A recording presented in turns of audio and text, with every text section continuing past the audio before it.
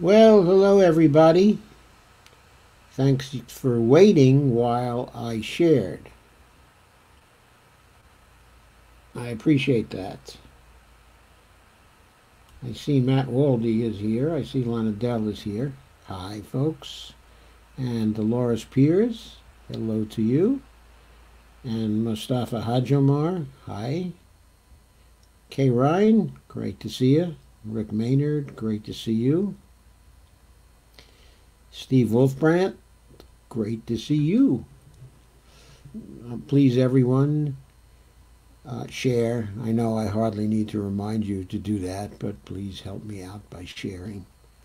Thank you. I see many of you have already helped me out. Yes, I'm seeing 18 shares in a couple of minutes, so that's pretty good. Thanks. So, of course, if you've been watching the progressive alternative media, you know that there's a substantial Never Biden movement, a substantial reaction, in part a reaction of anger and grief and resentment against Bernie Sanders simply bending the knee, not only suspending his campaign, but ending his campaign, and now endorsing Joe Biden. And hi, Warren. And we are not happy about that, of course. Well, there are none of us, that are happy about that.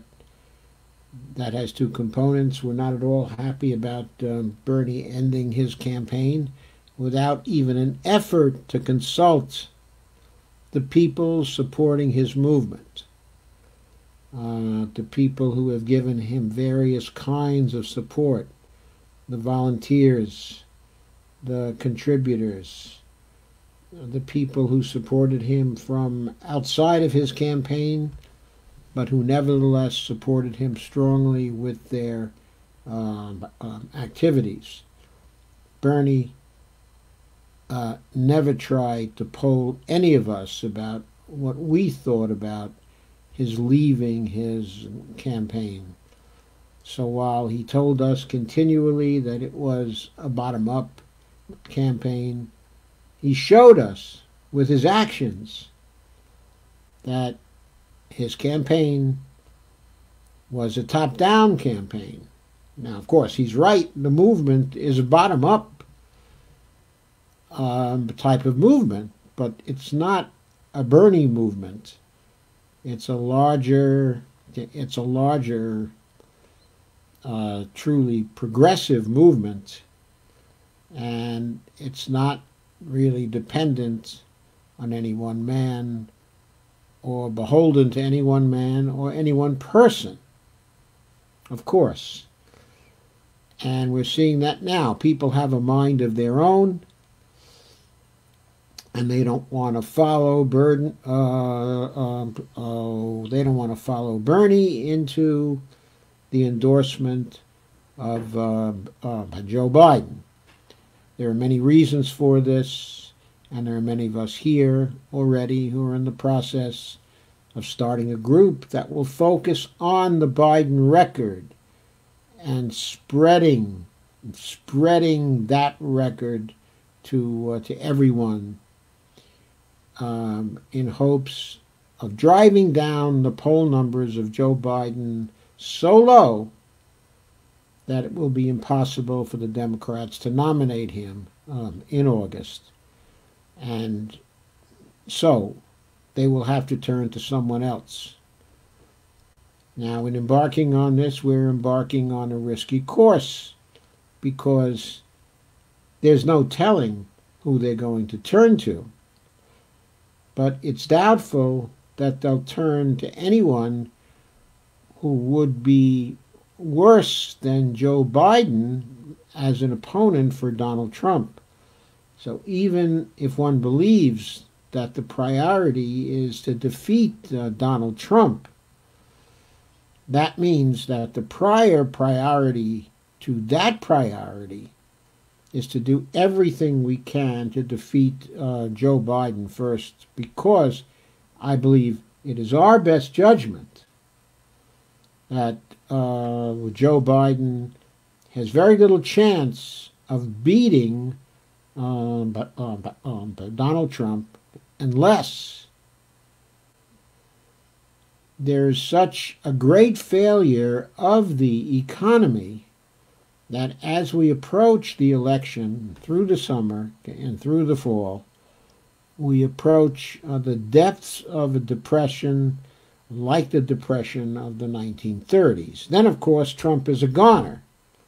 Even if a cipher is running against him, Joe Biden will be able to go through the campaign without having to say anything. He won't have to speak.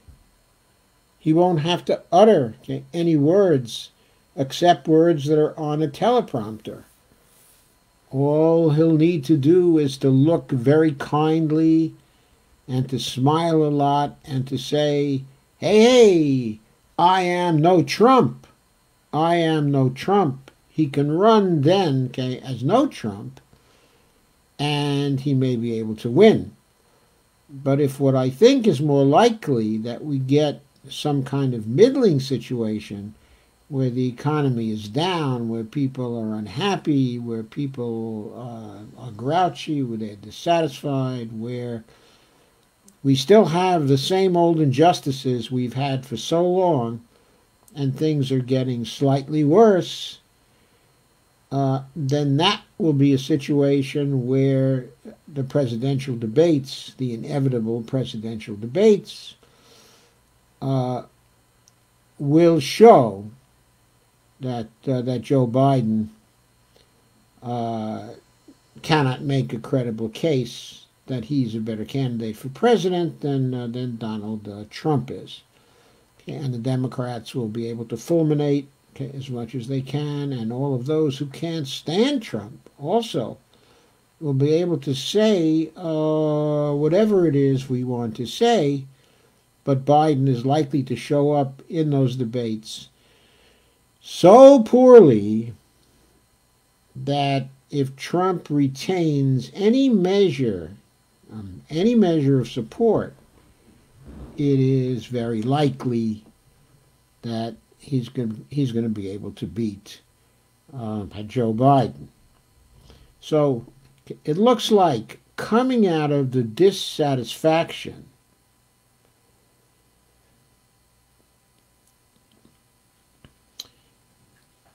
but it looks like coming out of the dissatisfaction of what's happened, there are essentially, there are two initiatives.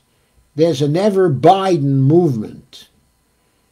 And a lot of the progressive streamers are feeding a Never Biden movement.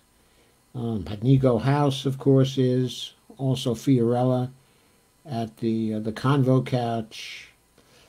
Kyle Kulinski, of course, is very powerful, in this particular respect. Also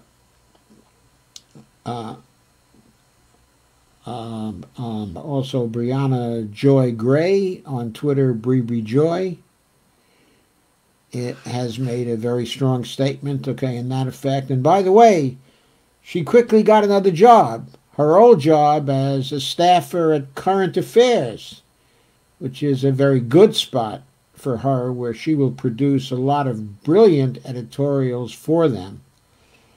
And I think they have that they'll be able to give her a fairly good living, and she'll come out on top. And I look forward to reading her stuff there.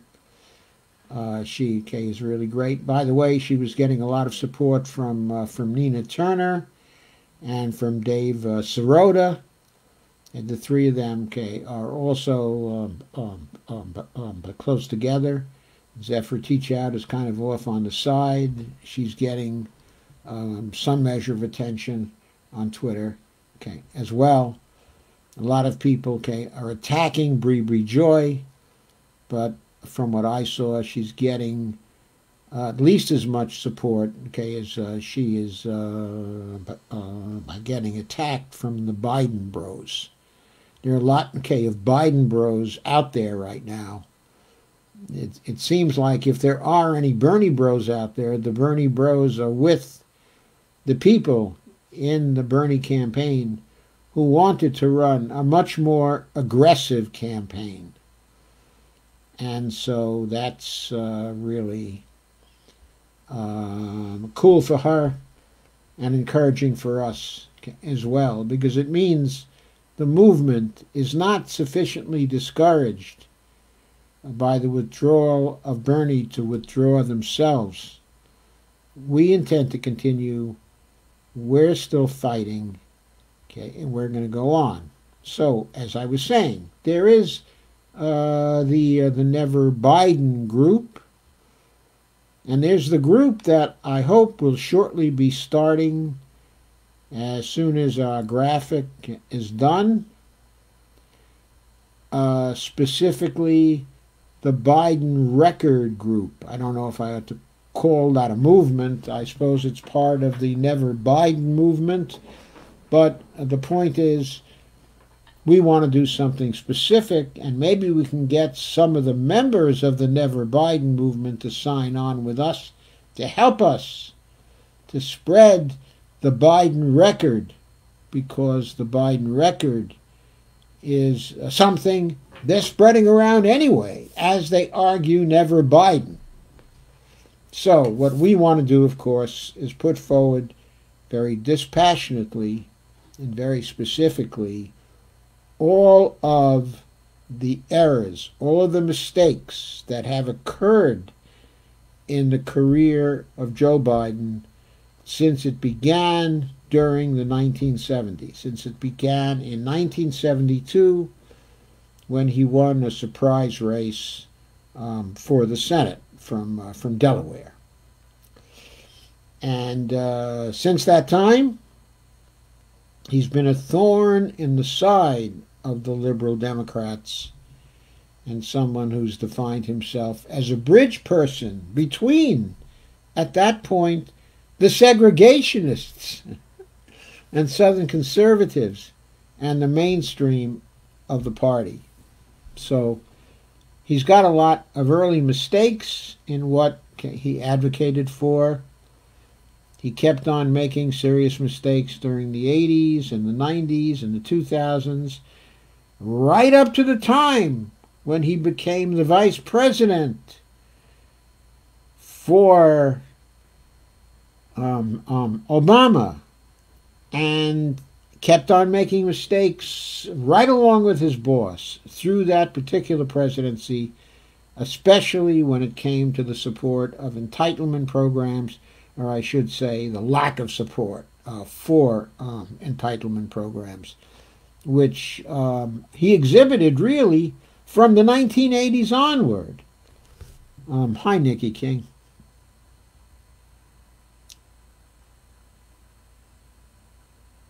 So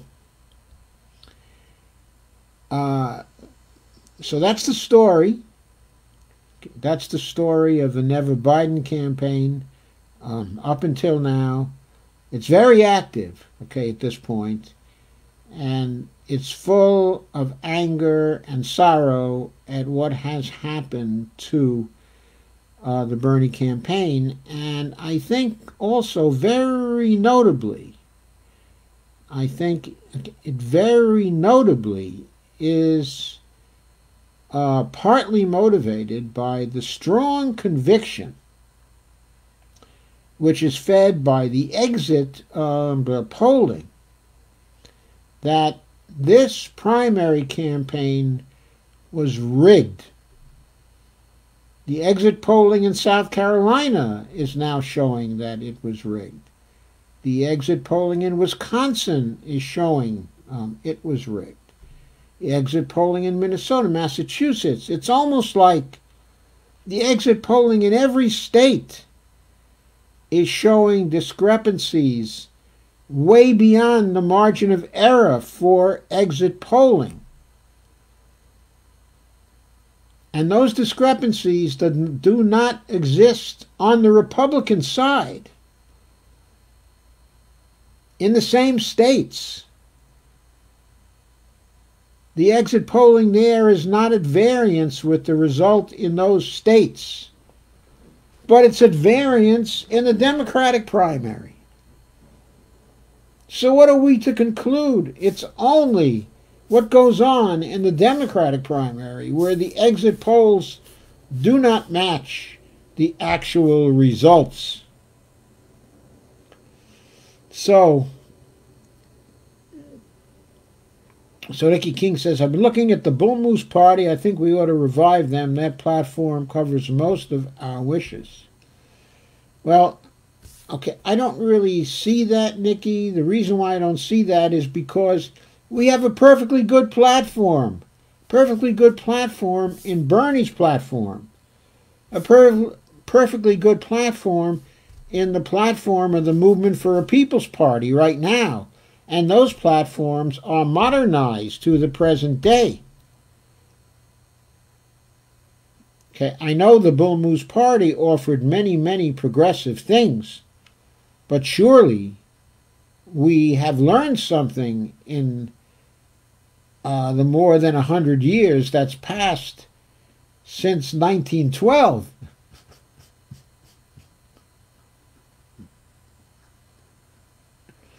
So,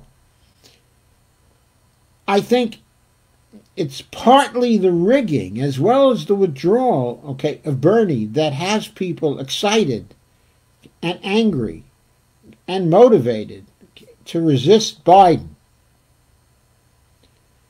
People feel that they've been cheated once again. They feel Bernie has been cheated once again. And they feel Bernie has cheated them because he never moved. He never moved. Well, surely it's not the same party, is it, Nikki? He never moved to actually question any of the results. He never used any of the great quantity of money we gave him, a considerable amount of which still exists, to legally challenge any of those results. Surely he should have challenged the California results. Surely he should have challenged the Texas results. Surely he should have challenged the South Carolina results. So, I think we're angry about that. I know I'm angry about that. I wanted to see some legal challenges. What happened with Bernie, and I think my views here are shared with many of the live streamers on the progressive side, is at this time we expected a last-ditch fight from him to the finish. He is 78. He's got to see the movement be successful, or it's unlikely he will be on the scene to see its success. I know if I were in his spot, I would have absolutely fought to the end, thinking I had nothing to lose. And and knowing what I know and knowing what I think that Bernie knows as well, I certainly would have told Obama to go to hell. I would have told him to go to hell in a New York second. Because I have anger and grievance, and all kinds of negative motivation to direct at him going back to 2009 when he sold us out. I was really, really angry. I've been angry ever since then. And I don't know why Bernie wasn't angry ever since then. I don't know why he wasn't sufficiently angry to tell Obama to go to hell on this occasion. I think he certainly should have done that. So here we have Bernie trying to sheepdog us into the Democratic campaign. And meanwhile, we have all these terrible things happening that he could have fought against. And before I go into the terrible things, I'm going to recognize Kay's points that she made a while ago, that Bernie had a live stream tonight. And the live stream was a very good live stream. He had Sarah Nelson on, okay, and Bobby Reich on. And he also had Jeff Sachs on with him. And for many of us, above all, he had Stephanie Kelton on the panel, okay, as well. And many great things were said. And I'll tell you, if we're looking for other leaders of the movement, two very, very fine potential people who could be important leaders in the movement are Sarah Nelson and Stephanie Kelton.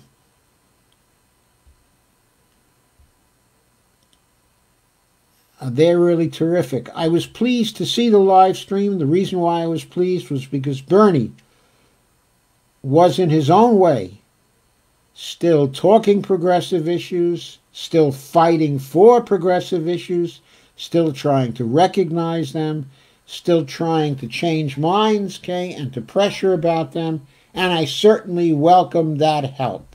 As angry as I am at him, I welcome that help and that continued attempt to feed the movement by serving as a host for these discussions and bringing personalities who are important on and who obviously also have the motivating anger and the motivating energy to continue the fight.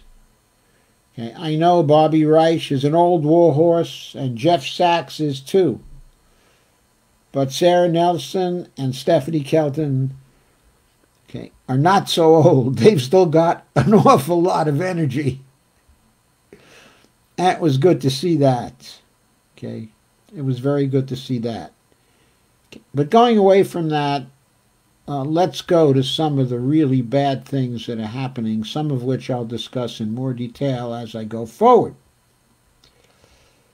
First, there are utility shutoffs going on all over. And so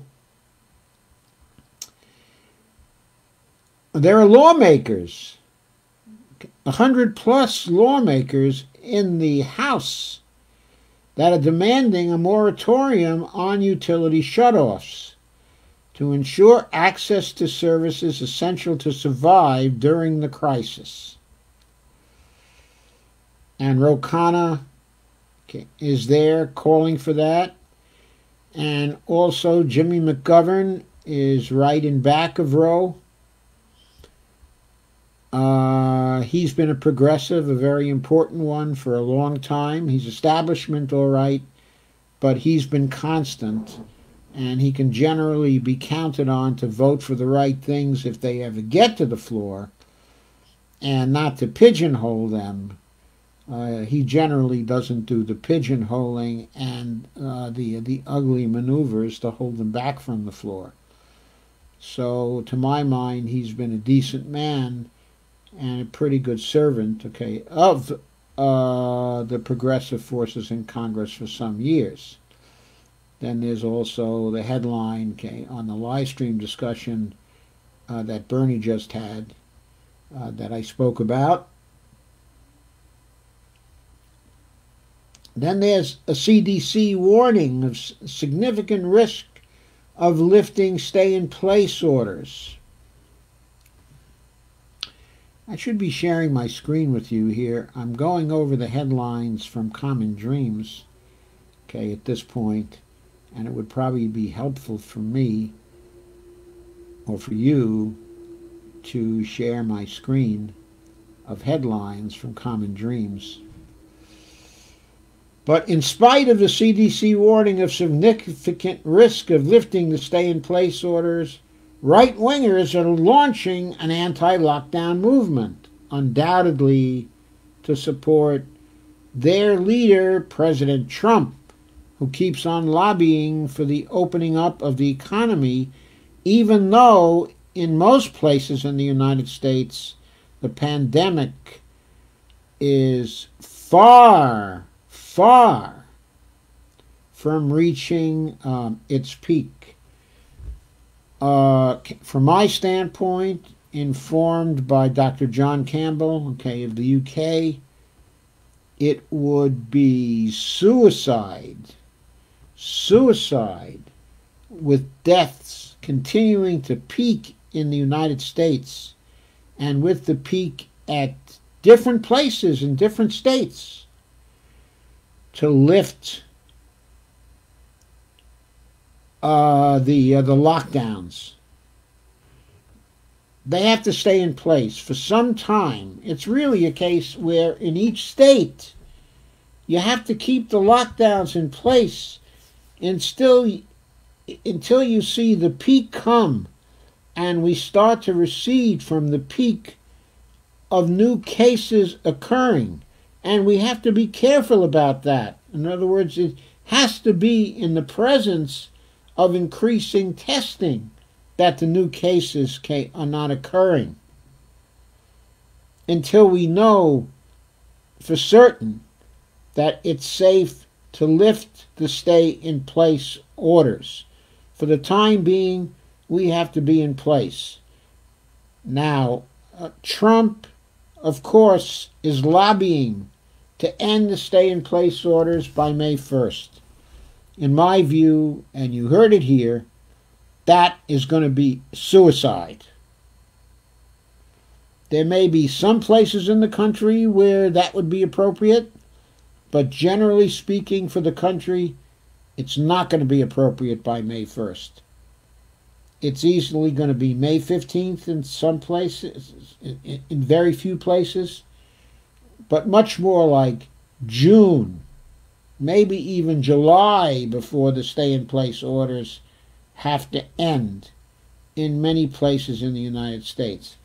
At this point, I have no idea, and I don't think anybody does, how far off ending the stay-in-place orders is in New York State, one of our most important states from the economic standpoint.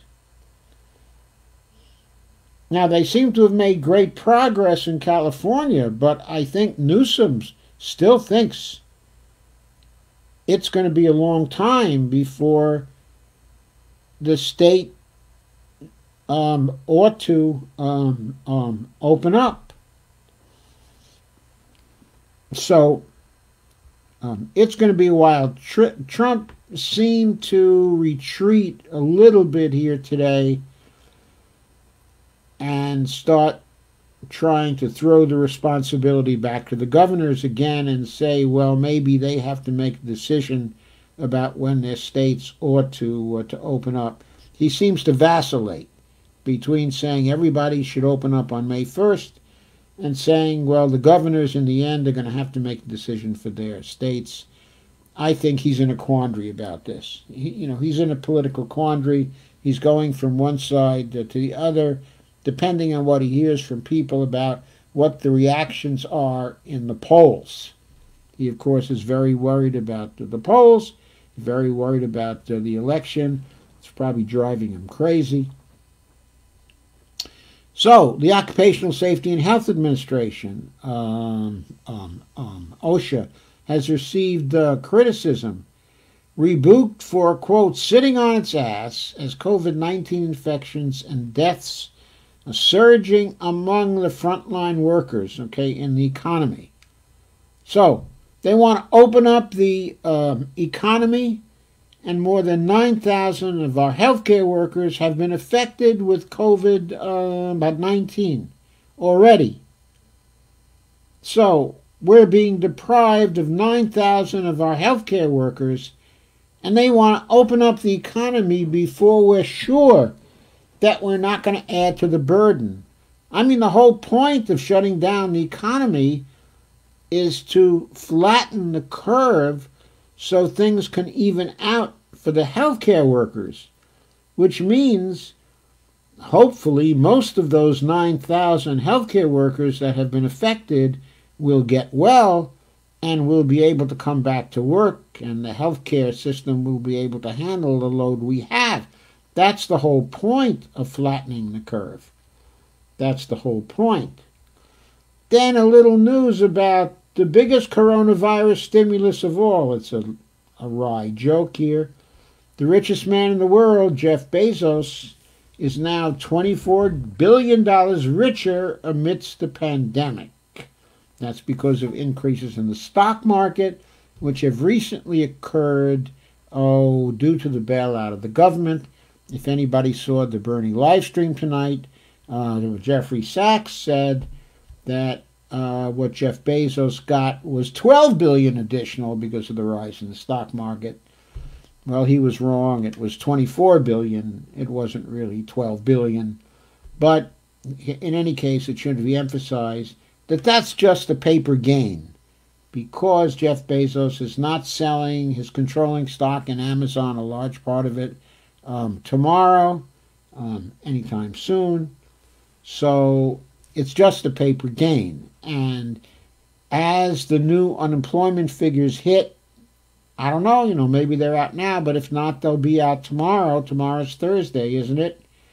If we get another 6 million people joining the unemployment lines, it may be that $24 billion that Bezos has gained is going to go south inside of a day or two. Okay, if we keep seeing these huge unemployment figures every week, and our 17 million goes up to 23 million, we'll have to see. Okay, amidst calls for a people's bailout, the Fed's corporate debt buying could mean $1 billion bailout for big oil. Just what we need in the middle of the climate emergency, right? We need a big $1 billion bailout for oil. Not. What we need is for the oil companies to go bust so we can buy them for a song and shut down as much of the oil production as we possibly can year after year so we get out of the climate emergency. That's what we need. Instead, we have the Fed bailing out with $1 billion the big oil. That was part of the stimulus bill, by the way. That's what part of the $454 billion Treasury dollars that is getting turned in to $4.6 trillion worth of bailout money by the Fed. That's in part what that's doing. It's bailing out the oil companies when what we need to do is to drive them into bankruptcy and buy them. Next, Trump is accused of actively and knowingly spreading the coronavirus to Central America. How? Through deportations. people get the coronavirus in these cage facilities we put them in, where there's no social distancing. They catch the virus, and then we deport them to Central America. I didn't think we were at war with Central America. I didn't think we were trying to turn over the regimes in Central America.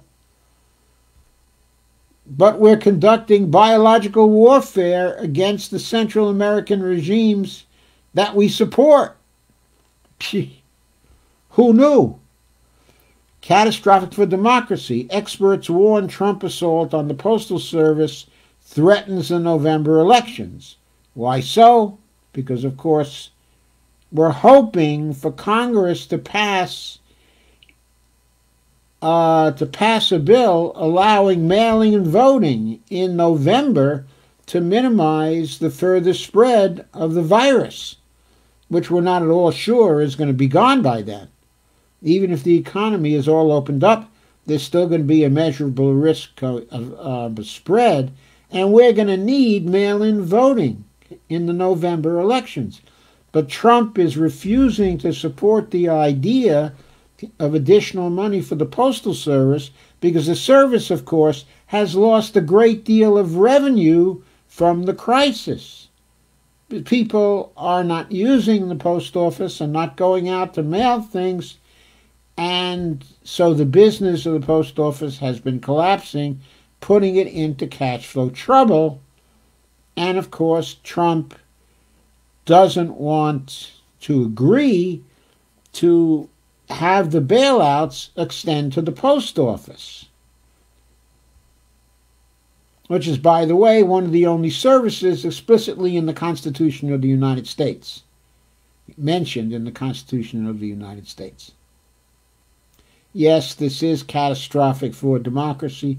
Yes, we're going to need the Postal Service. Yes, we're going to need it for the November elections. Trump has to be stopped. He has to be stopped by Nancy Pelosi and Chuck Schumer and Mitch McConnell and by Kevin McCarthy. There has to be an overwhelming vote for the post office to keep it in business. And there's also an indictment of Trump. What we mean by an indictment of Trump, I will now go over in some more detail. Hopefully this is still being shared. I will double check.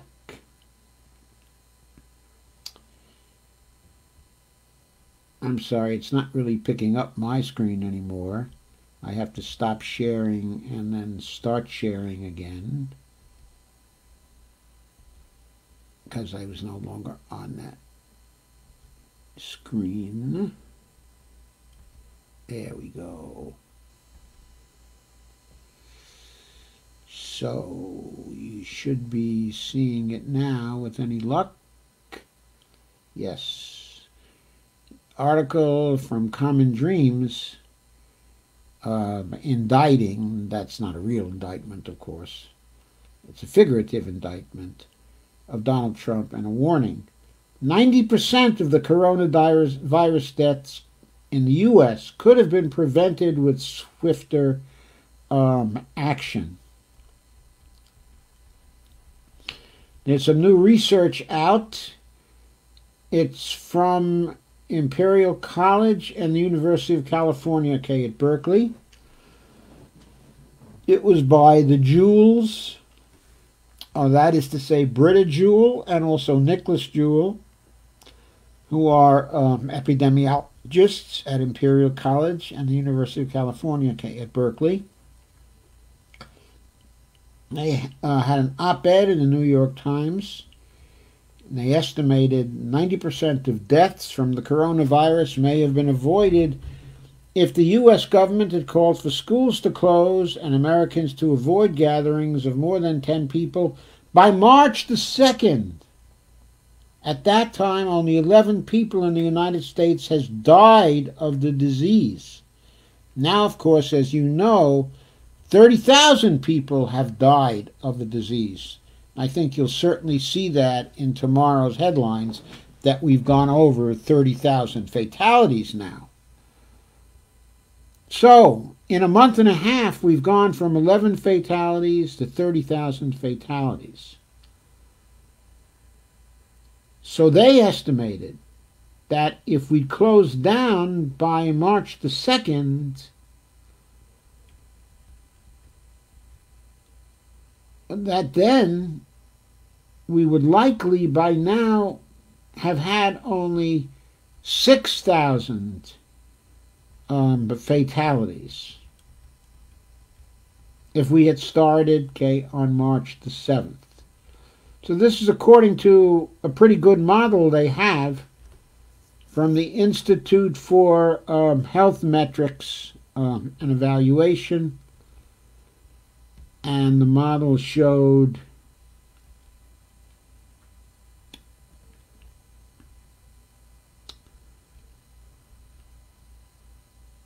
that if we had intervened 1 week earlier than we did, first it shows we have a projection at present of 60,000 deaths. If we had intervened just a week earlier than we did, it would have been lowered to 23,000. If we had intervened the 2 weeks earlier, that is by March the 2nd, it would have gone down to 6,000 deaths. So that's what the modelers are saying. And we're going to hear this argument a lot. In other words, even if there are no further screw-ups by Trump, there are going to be ads about how Trump unnecessarily killed, through his bonehead plays, 54,000 Americans. If the estimates of the model should work out, and 60,000 people happen to die from the virus, people will be talking about a 54,000 fatality difference due to Donald Trump. And they will talk about this as the cost of Donald Trump becoming the President of the United States, that 54,000 Americans died. That, of course, won't be the whole story, because he's been the president now for 4 years, of course. And during those 4 years, the Affordable Care Act has never been changed, so he presided over actually weakening the Affordable Care Act. And so now he has the responsibility for fatalities resulting from lack of insurance under the Affordable Care Act. And I can assure you that in the 4 years that we've been having the Affordable Care Act since he took over, when we look at what the fatalities turn out to be, they'll probably turn out to be roughly 200,000 fatalities. Because the speed of fatalities under the Affordable Care Act under the Trump administration will even speed up compared to the Obama administration. And the Obama administration was running roughly at 178,000 fatalities every 4 years. Okay, so I'm sure that continued under Trump. It might have accelerated under Trump. Okay, so this is going to be a charge which will be leveled at Trump probably in the campaign. It's right there for the picking. It's right there for an ad. Did you know Donald Trump caused 54,000 Americans to die unnecessarily? I mean, that's going to be an ad, folks. Meanwhile, there are many Republican governors in the United States. What is it? 9 Republican governors, is it?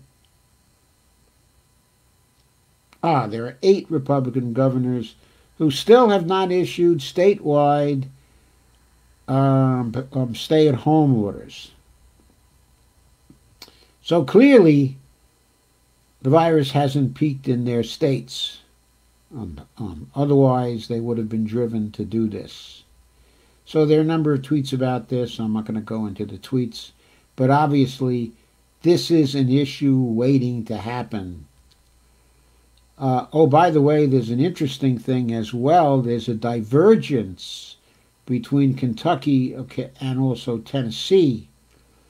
Kentucky is a state that is being run by a Democratic governor whose name, is Andy Beshear.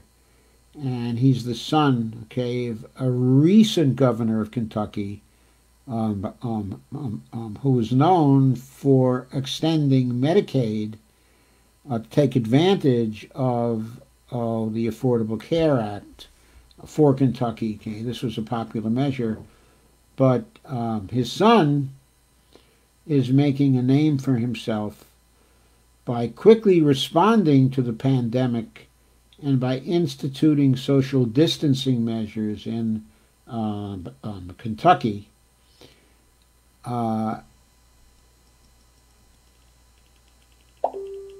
So their measures were begun on March 26th, but Tennessee waited till the last minute of March 31st. As Kentucky moved to full statewide measures in reducing the infection growth, Tennessee was usually less than a week behind. But as of Friday, the result was stark. Kentucky had 1,693 cases. These two states, by the way, are right next to each other. But as of Friday, the result was stark. Kentucky had 1,693 cases, 379 per million population. Tennessee had 4,862 cases, 712 per million, of population. Just those 5 days made that kind of difference. Why was Tennessee slower? Because they had a Republican governor who was aligned with Donald Trump.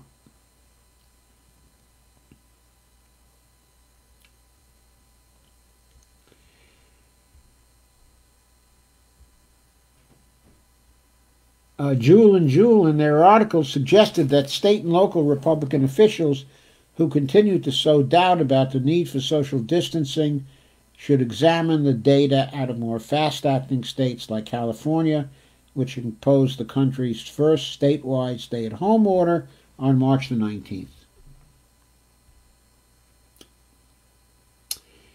And Jewel also said that the next critical decisions concerning the timing of imposing social distancing will center on when we begin easing the stay-at-home policies. And they say getting that wrong would lead to a second wave of infections and a return to lockdowns.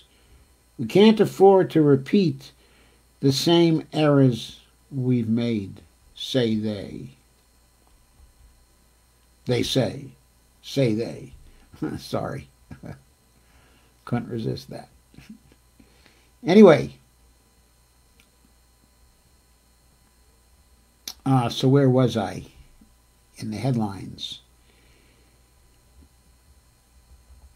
So Trump was condemned for halting U.S. funding to the World Health Organization right in the middle of the pandemic. I mean, what a great guy. I know he's not happy with the WHO, but cutting off their funding at this point is going to cause deaths. And of course, we have no problem with the funding. It's such a small amount anyway. But Trump's a hater. People get him angry. He hates.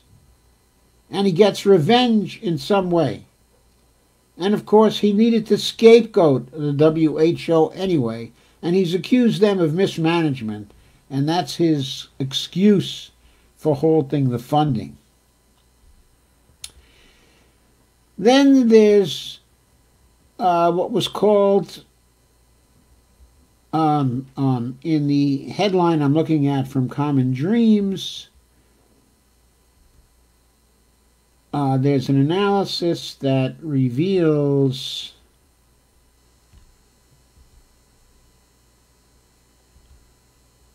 sorry, I got to get back to that.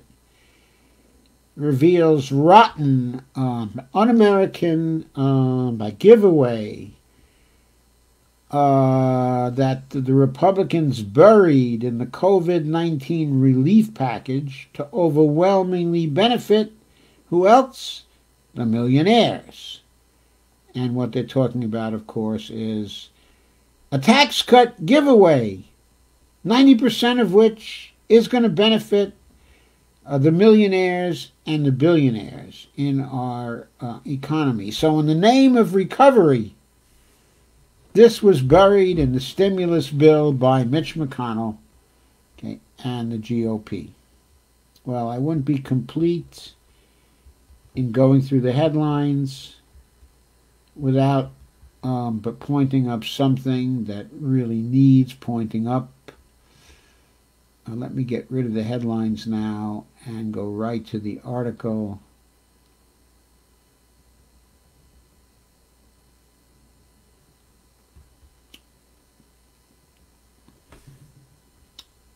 So this was an article that discusses a brilliant idea of our wonderful Speaker of the House, Nancy Pelosi. Okay, this article is by Owen Higgins, a staff writer at Common Dreams, and he says, nothing but a taxpayer's subsidy to insurers. And there are quotes around subsidy to insurers. And the subheadline, okay, is Democrats float plan to backstop for-profit healthcare industry during the COVID-19 pandemic. And there's Nancy Pelosi holding up her arm in what I guess is supposed to be a graceful pose. And the article says, House Democratic leadership came under fire Tuesday after it was reported a proposal is now under consideration for backstop for-profit health insurance companies with taxpayer dollars instead of simply opening up public programs such as Medicare and Medicaid to those who were laid off or uninsured in the middle of the outbreak ravaging the country. Under the proposal, first viewed and reported on by Vox, the costs of COBRA, an existing program which allows laid-off and furloughed workers to continue to buy into their employer-provided insurance plan by shouldering all or a large portion of the premiums, would be assumed by the federal government. So in other words, instead of opening up the Medicare and Medicaid programs to these people, which would cost very, very little to cover them, what Nancy Pelosi is proposing is to give a bailout to the health insurance companies by assuming the costs of COBRA for these people, transferring the total cost of their insurance, which used to be borne by the employers, transferring almost the total cost of the insurance, but to the government. She's advocating for the costs of COBRA to be assumed by the federal government. What does COBRA cost? Well, last time I looked, which was when I was out of a job back in 1994, and we had been on Kaiser coverage at the time through the employment I had, and suddenly there was COBRA, and it was costing us something like, I don't know, $60 a month for our share of Kaiser. And suddenly, Barney and I were looking at a $754 bill. That was in 1994. God knows what it is now for a family. COBRA must be in the thousands of dollars now. which Nancy Pelosi proposes to have the federal government pick up the tab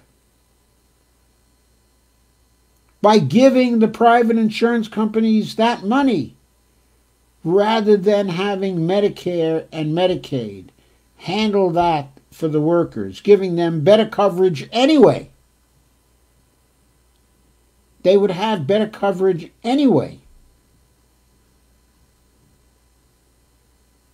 Incredible. Just incredible. That's Nancy Pelosi's brilliant idea. And Bobby Scott was backing it because he said, quote, oh, by the way, he's a Democrat from Central Virginia, I think, around the Richmond area. And he says, quote, it's affordable because if you don't have a job, you're going to get significant subsidies, unquote, said Bobby Scott, one of the bill's sponsors and the chair of the House Committee on Education and Labor.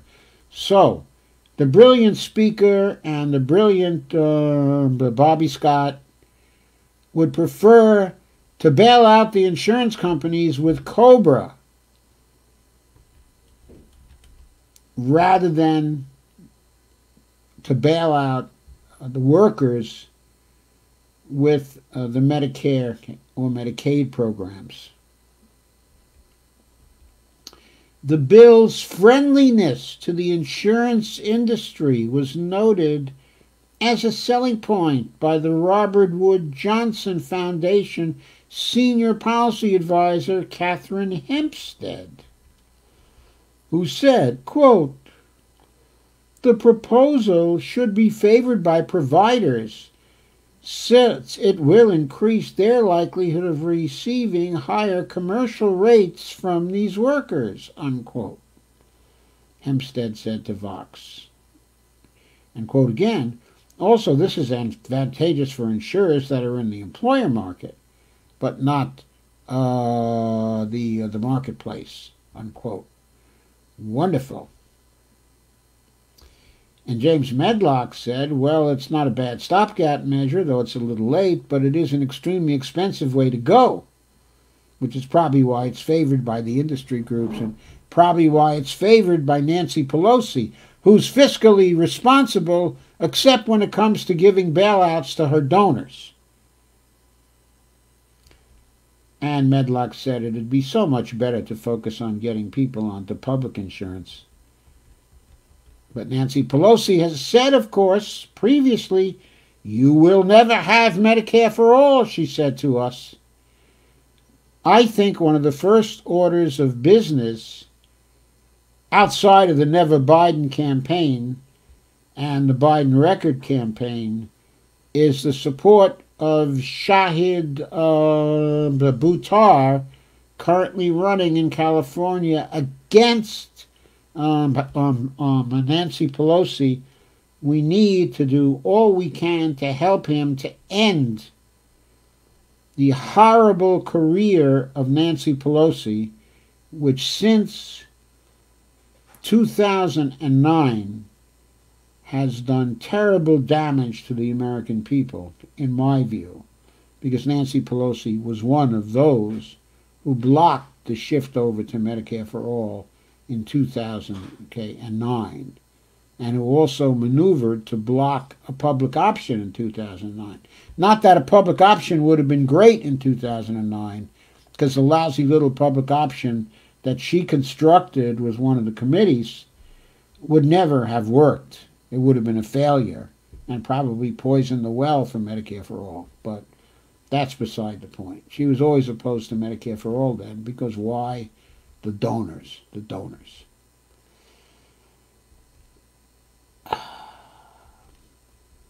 So there are more comments about that. But David Sirota, journalist and former top aide of the presidential campaign of Senator Bernie Sanders, suggested that Democrats could also use the Medicaid program as an avenue for expanding health care access for jobless Americans if they wanted to. He said but Democrats could push to simply expand Medicaid, but instead they're pushing new subsidies for private health insurance companies. That infuriates me. I hope it infuriates you too. because it is infuriating. There's also a competing bill that was introduced on Friday by Bernie and Representative Pramila Jayapal that would use Medicare to give all Americans no-cost health care for the extent of the pandemic, effectively shutting out the private health insurance industry and offering relief to all Americans. That is a great bill. We covered it a couple of streams ago. There's a link to it here, so you can get to see it again. But that is the bill that should be passed. As Jayapal said, everyone in America should have guaranteed access to health care, especially during a national emergency, said she. Okay, so let me see if there's anything else I must cover tonight. Yeah, there's another thing I want to cover. This appeared in an article this morning on Common Dreams, and the headline is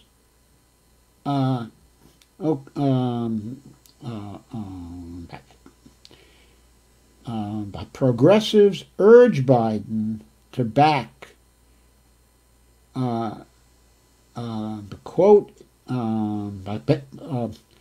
to back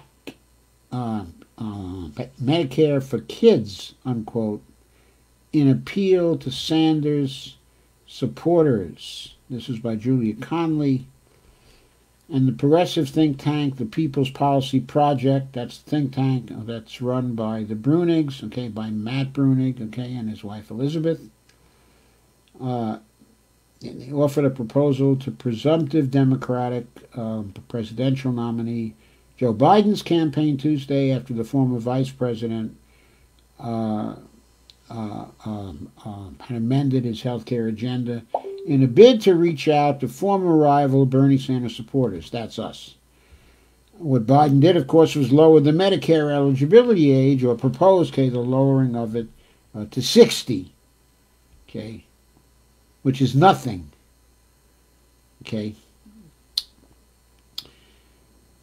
So the People's Policy Project pointed out this is going to do little to appeal to Bernie's senators, to Bernie's supporters who are overwhelmingly under the age of 45, a group that Biden has consistently struggled to win over. Instead, the People's Policy Project founder,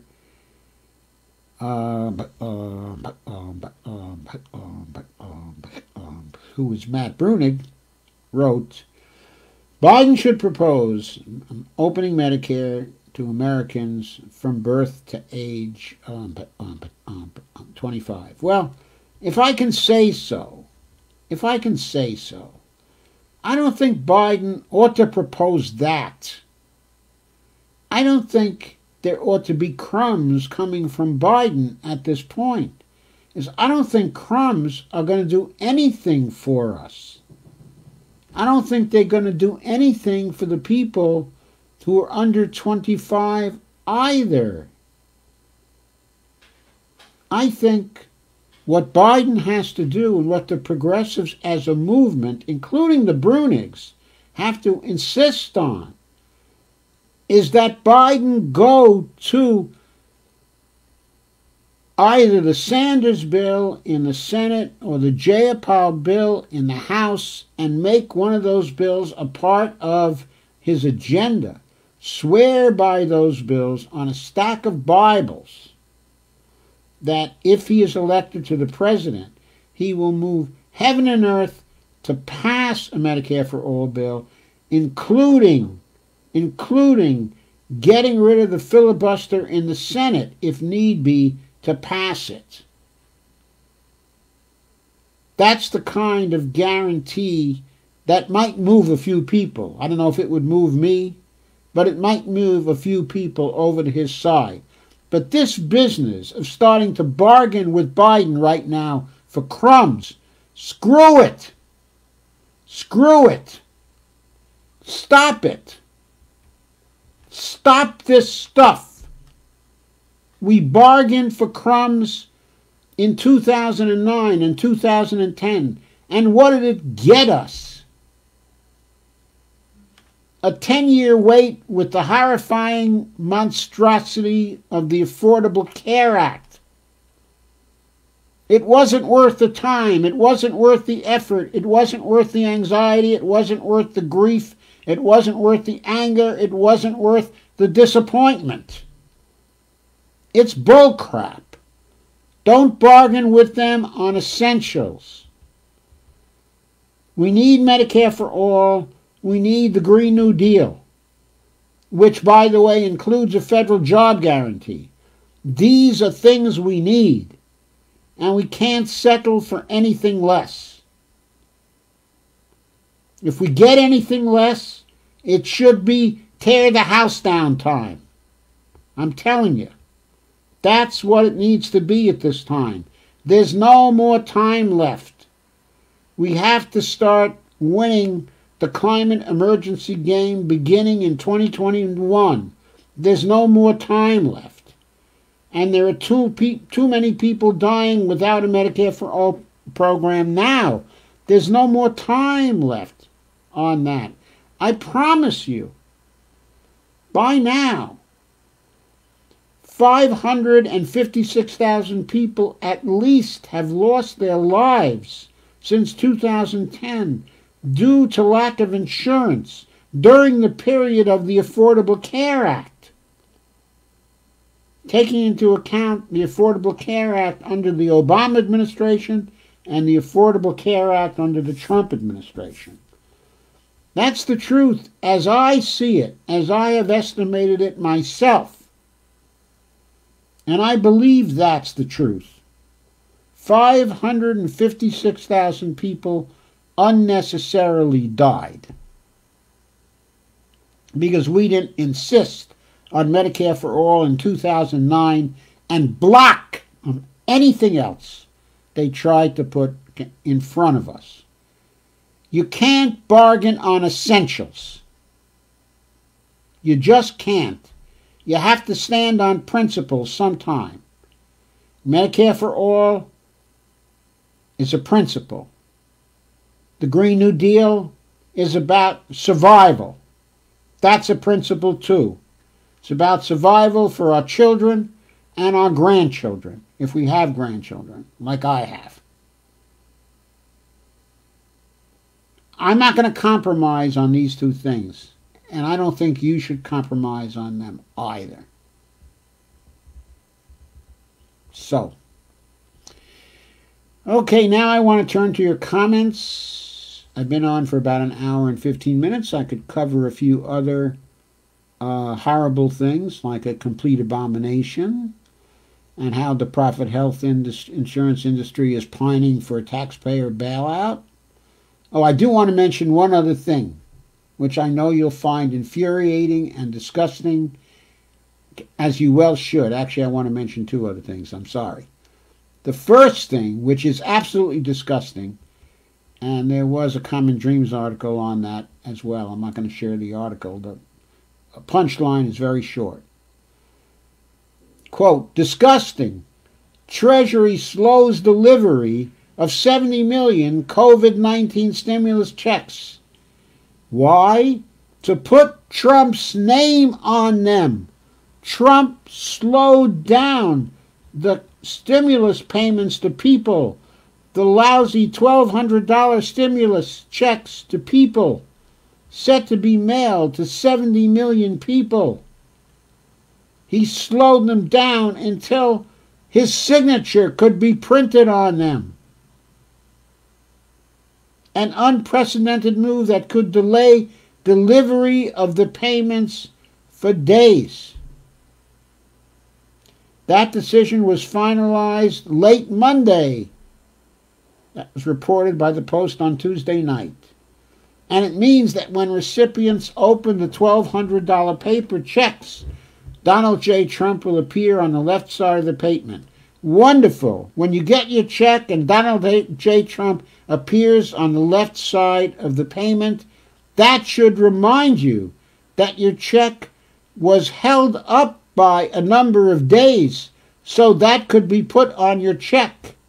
And if you missed any payments over those days, I advise you to send the bill to the White House for any late charges that you incurred because of that.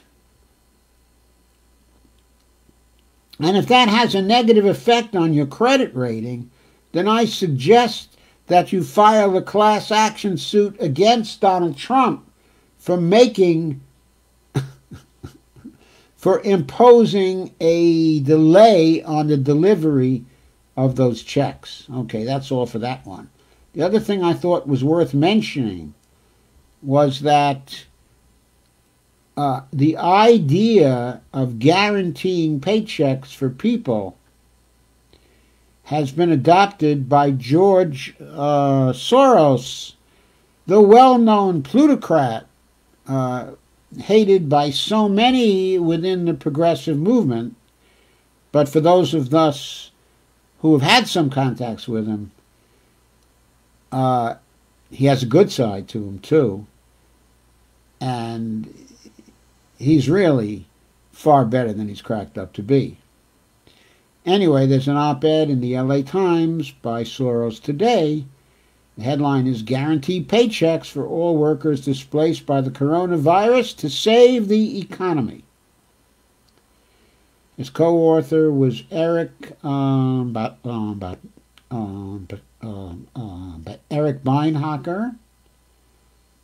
George Soros, okay, and Eric Beinhocker. And he mentions, of course, the 17 million Americans who filed for unemployment just the 3 weeks ending April 4th. And as I said, we're about to get the figures, okay, for April 11th, probably tomorrow.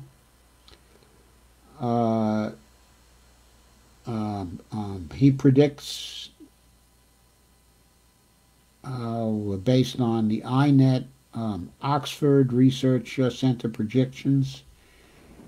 INET is an organization that has operated with Soros Foundation funding now for some time. So anyway, they predict that 24% of U.S. jobs could be lost in coming weeks, compared with just 3.3% during the 2007 to 2009 recession, which, in case you forgot, was known as the Great Recession. I don't think this one's going to be a recession. It's going to be a depression.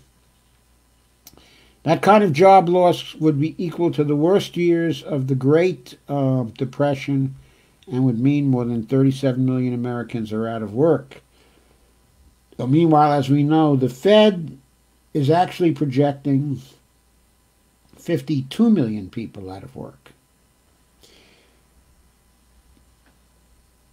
and an unemployment rate of 32%, 32.4%. The impact will be felt most severely by low-income workers.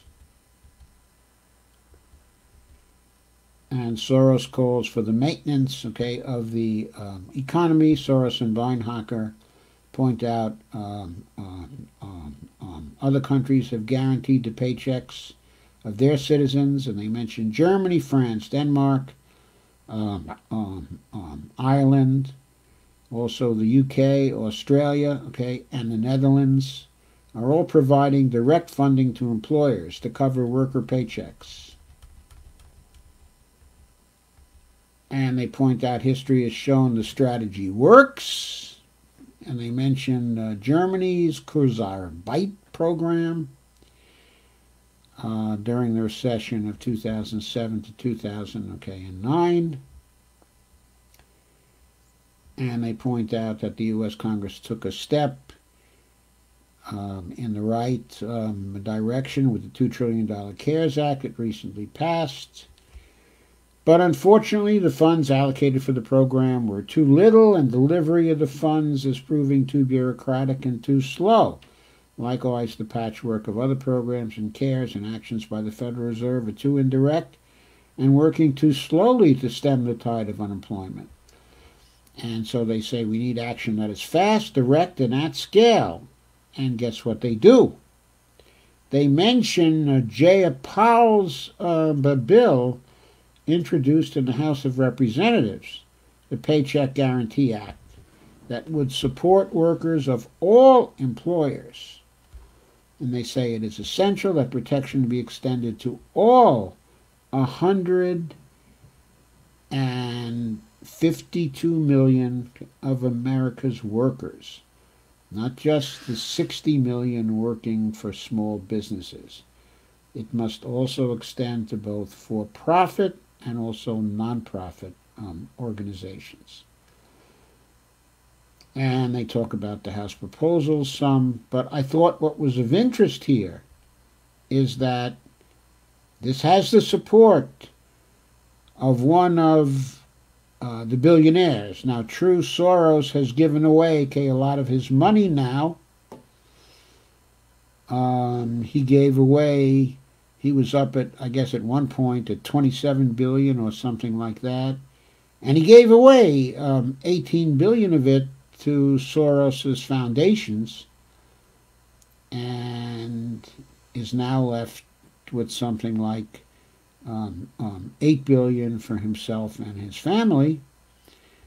Still quite a tidy sum, but the point being, this still quite substantial billionaire suggests this kind of bailout. Okay, for workers, he puts the estimate of the cost of this at $115 billion a month. But he says this is well within the range of other measures taken in the CARE Act and is likely to be one of the most effective uses of fiscal policy. And of course, he's quite right. I mean, the CARES Act was a $2.3 trillion act. So it's on the order of $200 billion a month. Okay? And so this is on the order of the CARES Act. It can be done. It's something that can be passed. And they go on to say, well, nothing is simple, okay, in an election year. If there is one proposal that should receive bipartisan support, this is it. They point to Republican Senator Josh Hawley, okay, the Missouri senator, who beat Claire McCaskill, if I'm not mistaken, okay, in the last election. So the guy who was the radical rightist, who was supposed to be terrible for us, you know, a horrible, absolutely horrible person who was a libertarian and crazy, this person has independently proposed a paycheck guarantee similar to the one enacted by the conservative government in the UK. And Soros says then, for Democrats, protection of worker incomes and health care, particularly for low-income workers, is critical. Likewise, Republicans know that businesses desperately want to hang on to their employees and be ready for a fast restart of the economy. And while the expansion of unemployment benefits in the CARES Act was absolutely necessary, both sides know that workers would far rather have a paycheck than a benefit check. Absolutely. And so he comes out in full support of Pramila Jayapal's, she's a Democratic Socialist, Paycheck Guarantee Act. So the billionaire plutocrat is thoroughly in support of an act introduced by the Democratic Socialist Jayapal. Just saying.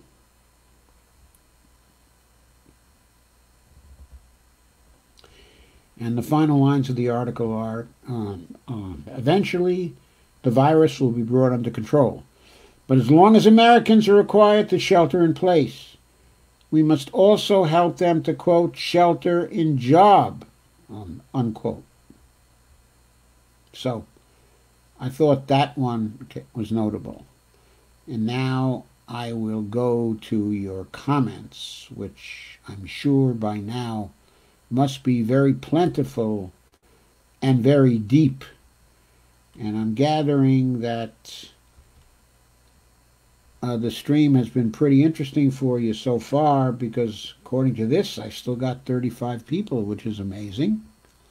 So thank you all for coming and for being here. And now I'm going to proceed to read out your comments if I can see them all. I'll read out, okay, as many as I can. I'll skip over the highs now. I took care of the highs before.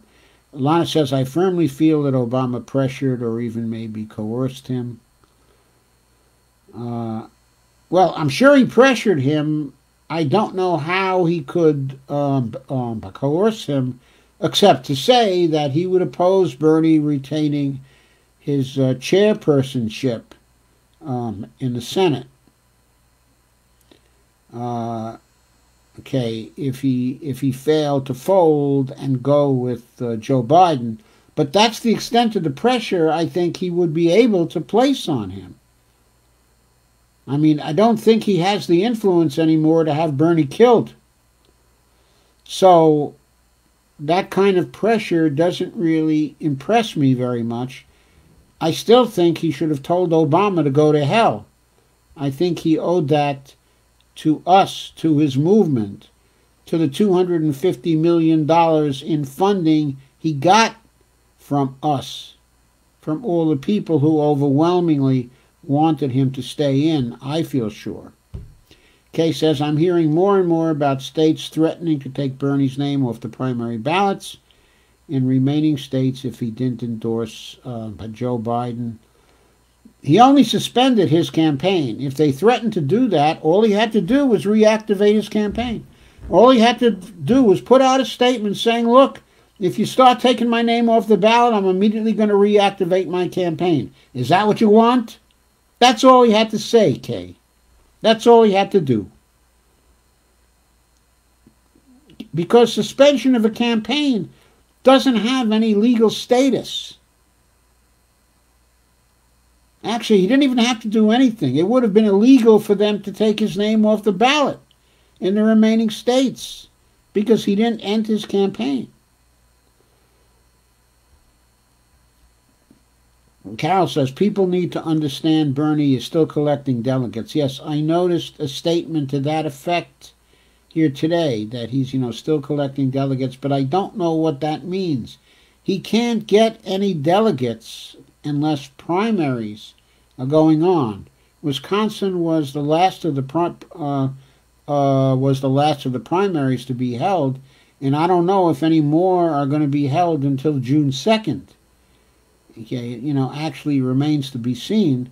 So I don't know how he can collect any delegates. I mean, maybe he can line up some delegates for the second round if it goes to a second round, but that's not going to help him in the first round. Okay. So, Kay says, hey, Sandy. And Dolores says, I heard the same.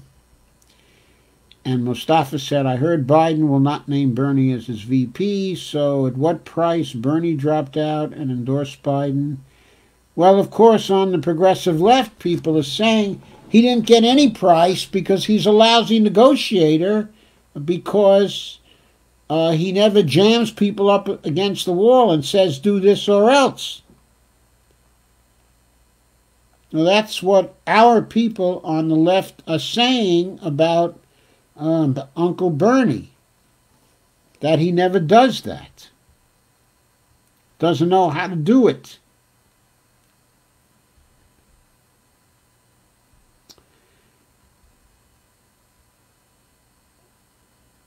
And Carol says, the tallies are up on the fiddle around elections. Which fiddle around elections are we talking about, Carol? Yeah, Carol Rasheen Wilson, this is. Carol with a K. Steve Wolfbrand said the only reason Trump isn't pummeling Biden right now is the COVID drama. I think the only reason why he's not pummeling Biden right now is because he's not really campaigning right now, other than the campaigning he can do through holding these coronavirus briefings and turning them into campaign events. Lana asks, where are you hearing that? And Kate talked about the live stream with Stephanie and Reich and Sarah Nelson. Kay says, Lana, just random posts so far, but there are many of them. Warren Chamberlain says, I'm very interested in the history of the progressive movement and the role of the, quote, National Grange in the antitrust movement. Follow up with how, after the defeat of Teddy Roosevelt of the Bull Moose Party, the progressives then migrated to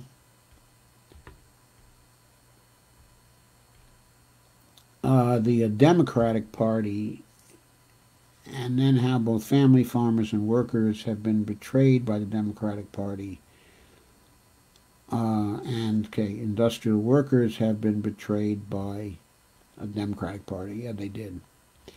Any possibility that the Green Party offers Nina the top of their ticket? I don't know, but I wish they would. I so wish they would. I would love to vote for Nina Turner at the top of the Green Party ticket. I would love to have somewhere to go. I would love to have some of the Green Party candidates for Congress have a chance at perhaps making a good showing because they had someone who was a real fighter at the top of their tickets. Steve says never Biden. Warren says family farmers and workers have been betrayed by the Democratic Party. Yes, they have. Nikki King says hi everyone. Brock Graves says this I agree with. I think it's important for us to push the very real fact that Biden is essentially a Republican. I have noticed in Democratic groups there are a lot of right-wing politics trying to occupy that party also. Nikki says hi Joe and smiles, and Steve Wolfman has shared. He says I've been looking at the Bull Moose Party. I think we could revive their platform, covers most of our wishes. Nikki says their platform is current. I'd love to see their platform. I haven't read it, of late. Nikki says they're still active.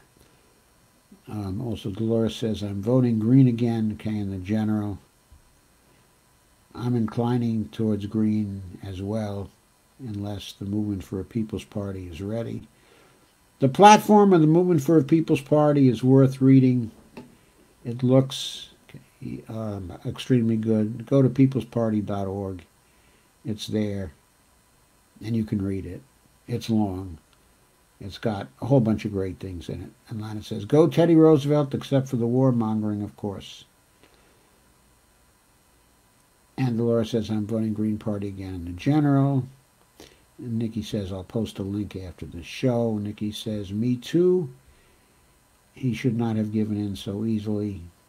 Yeah, most of us feel that way.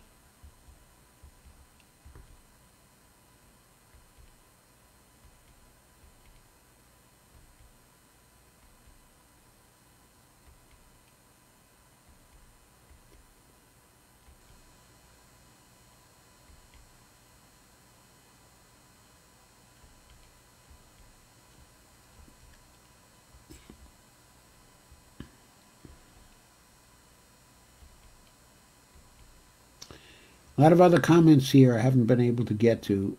I am going back and back in the comments.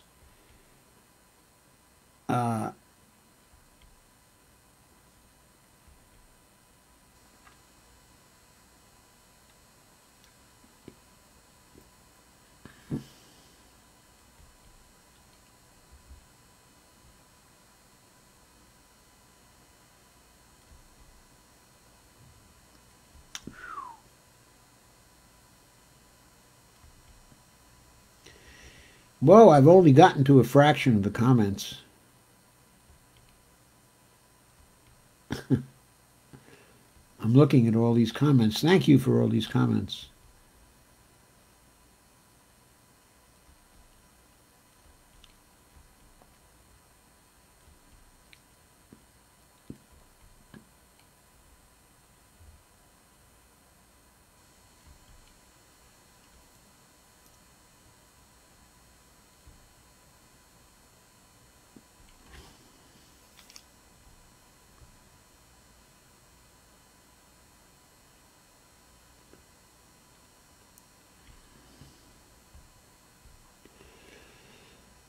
Kay says, I think Obama threatened Bernie in some way.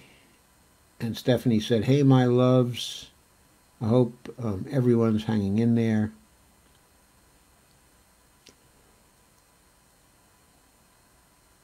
Okay, Nikki says he totally blew off by Robert Reich when he mentioned a third party. And Teresa said, hello, peeps. Hi, Teresa. And Susan said, what did Stephanie say? Did she talk MMT?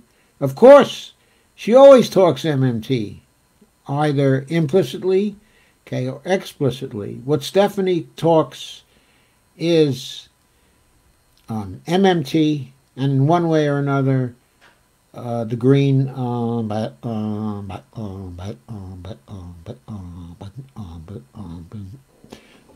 the Green New Deal with the job guarantee. She talked the job guarantee real well, okay, as usual. She was very enthusiastic. She talked, okay, in a very urgent way. In the live stream also, Sarah Nelson was terrific. She is a real firebrand. And Teresa says, I was just in the middle of listening to it and sharing it. Okay, says Susan, she sort of did without going into specifics about it.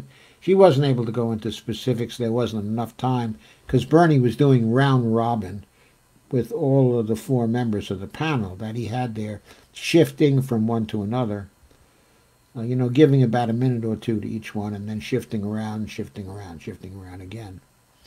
Susan said, I would forgive Bernie if he got Kelton into Biden's orbit. I think he's already done so, because when he got Stephanie into his orbit and into the Senate's orbit, then Stephanie started mixing with some of the people in this town. And among the people she started mixing with was the chief economic advisor to Biden during the Obama administration. His name is Jared Bernstein. And Jared and Stephanie have been at many meetings together since then, including meetings that Stephanie arranged where she was the chairperson, but she was the president of Economists for Peace and Security. I think she maybe still is. And she ran some conferences when she was the president, and she would invite Jared Bernstein to at least one of those conferences. There was also a panel discussion that she was in a couple of months ago that I have in my YouTube history that I mean to watch very soon. But anyway, I noticed that the panel she was on had Jared on it as well, sitting right next to her. So Jared's been hearing the MMT pitch, and even from before that, they were in correspondence. So he's been getting a lot of exposure to MMT over a period of years. Some of it critical exposure. When I say critical exposure, I mean he's gone into print with certain views concerning MMT. And Randy Wray and Stephanie Kelton have gone right back at him hard. And I think they taught him a few things. Susan said, Teresa Sanders, I just tweeted to Bernie that he needs to do an MMT town hall. He may think he's already done some MMT town halls. Kay says, if Biden was smart, he would put all of those people into his cabinet. He would win. All of which people? Oh, you mean the four that he had on today? Yeah.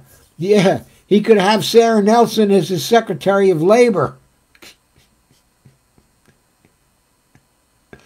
That would represent an opening to the left. Sarah Nelson as the Secretary of Labor, believe me. Shades of Frances Perkins, that would be wonderful. Warren Chamberlain says Biden still represents the liberal elite and the corporations who long ago abandoned both family farmers and blue-collar workers, both organized and unorganized. I'm very sad that both Bernie and Elizabeth and Tulsi, don't forget Tulsi Gabbard, actually endorsed Joe Biden. But the kicker is when Obama enforces him too. Obama manipulated the whole thing from behind the scenes. He was the one who established the liberal elite control of the Democratic Party and who reinforced it this time with a number of phone calls over a period of days. He organized the campaign that resulted in Super Tuesday going for Joe Biden. He probably organized the machine rigging on Super Tuesday as well. Probably called a few critical people who were in position to do the rigging and got that done. After all, they'd done it in 2016. It wouldn't have been a hard thing to do it again. And Teresa says, I left the suggestion of a panel exactly like this, maybe the same names. I know, I said Robert and Steph. Woot woot. Robert Reich is not an MMTer. Go back and say Jamie Galbraith and Steph. And now Jamie doesn't claim to be, an MMTer.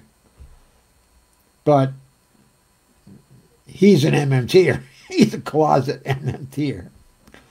He doesn't like to carry labels. But boy, is he effective, Jamie. But Brock Graves, follow him on Twitter and respond to his tweets. Warren Chamberlain says the corporate liberal elite, they're not liberal. They're not liberal. Believe me, they're not liberal. Now, I know I call myself a progressive now, or I call myself a radical now. But I'm a 1960s liberal, a real liberal from the 1960s. We were economic liberals. We were, in practical ways, as much of a democratic socialist, easily, as Bernie Sanders is today, or as Jayapal is today. We stood in exactly the same place on the political spectrum. We were for the same things. We were for Medicare for all in the 1960s. We were for socialist programs in housing and in funding various federal programs during the 1960s. What happened is that since then, the Republicans tagged the corporates in the Democratic Party with the liberal label and made the term liberal a dirty word. And we gave up that label. There's still someone I know. Her handle is actually Libby Liberal. And she tweets under that handle, and she writes under that handle. I originally ran into her at Fire Dog Lake and also Corrente Wire in 2009, in 2010. When you see her handle, don't think that you're talking about a corporate liberal elite.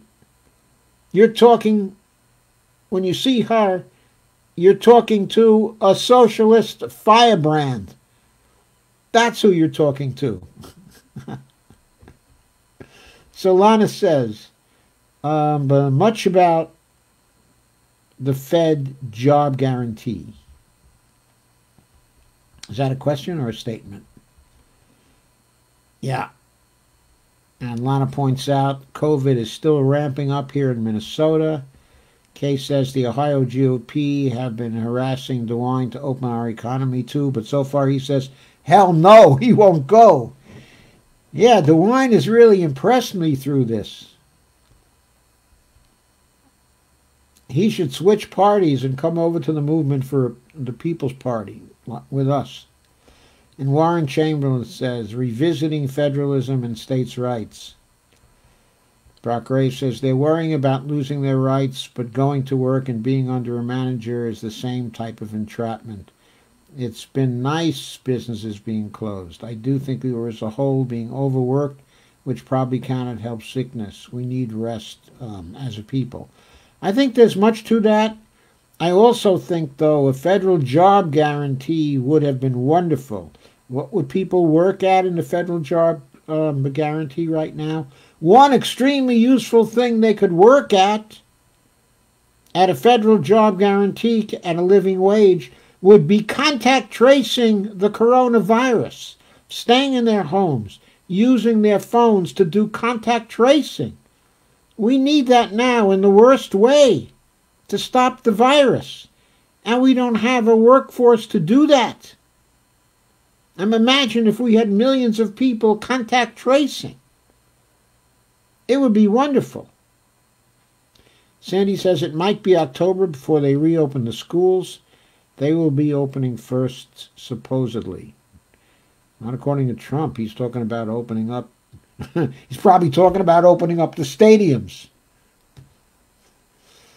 Kay says, I ventured out to a smaller grocery store today, SMH. Not too bad, as they were limiting the store to 200 shoppers. But can't get some of what I want there. Not into going to Walmart as it is packed. We've been going out to the Trader Joe's here.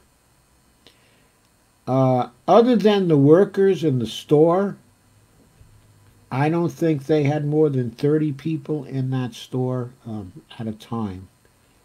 They were limiting it. They had people lined up outside. They let people in one or two at a time as people came out. So we waited for 5 minutes to get in.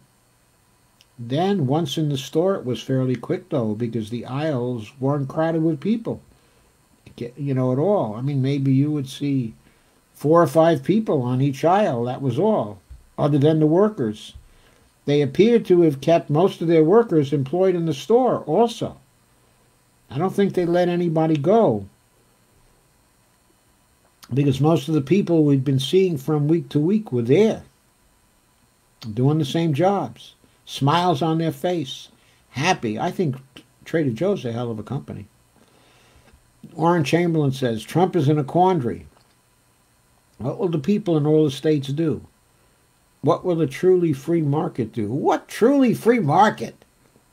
Jesus, we haven't had a truly free market in centuries.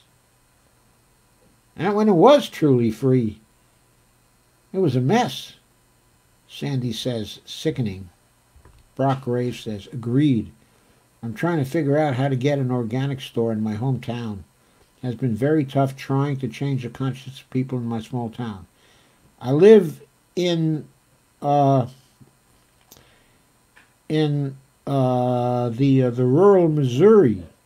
We have the resources, but it is like we are addicted to being unhealthy. We need some assistance. What you need is the job guarantee program. The job guarantee program will employ people where they live. It will awaken all the rural areas in the United States. There will be work in all the rural areas. There will be money in all the rural areas. Since there will be money to spend in all the rural areas, all kinds of stores will begin to open up in the rural areas in response to that money that there is to spend. And then there will be organic stores in your hometown. Not only the federal job guarantee, what also needs to be there in your hometown is fast internet.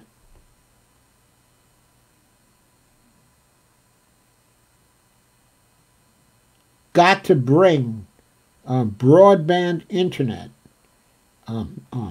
into all the rural areas of the United States, so people who can work at a distance can live in the rural areas. If you have broadband internet in the rural areas, and you have the federal job guarantee, and you have farming, you will have an active economy in those areas. And you'll get the organic food stores. And Mustafa Hajimar says K. Clark Ryan or offered him to be Biden's BP.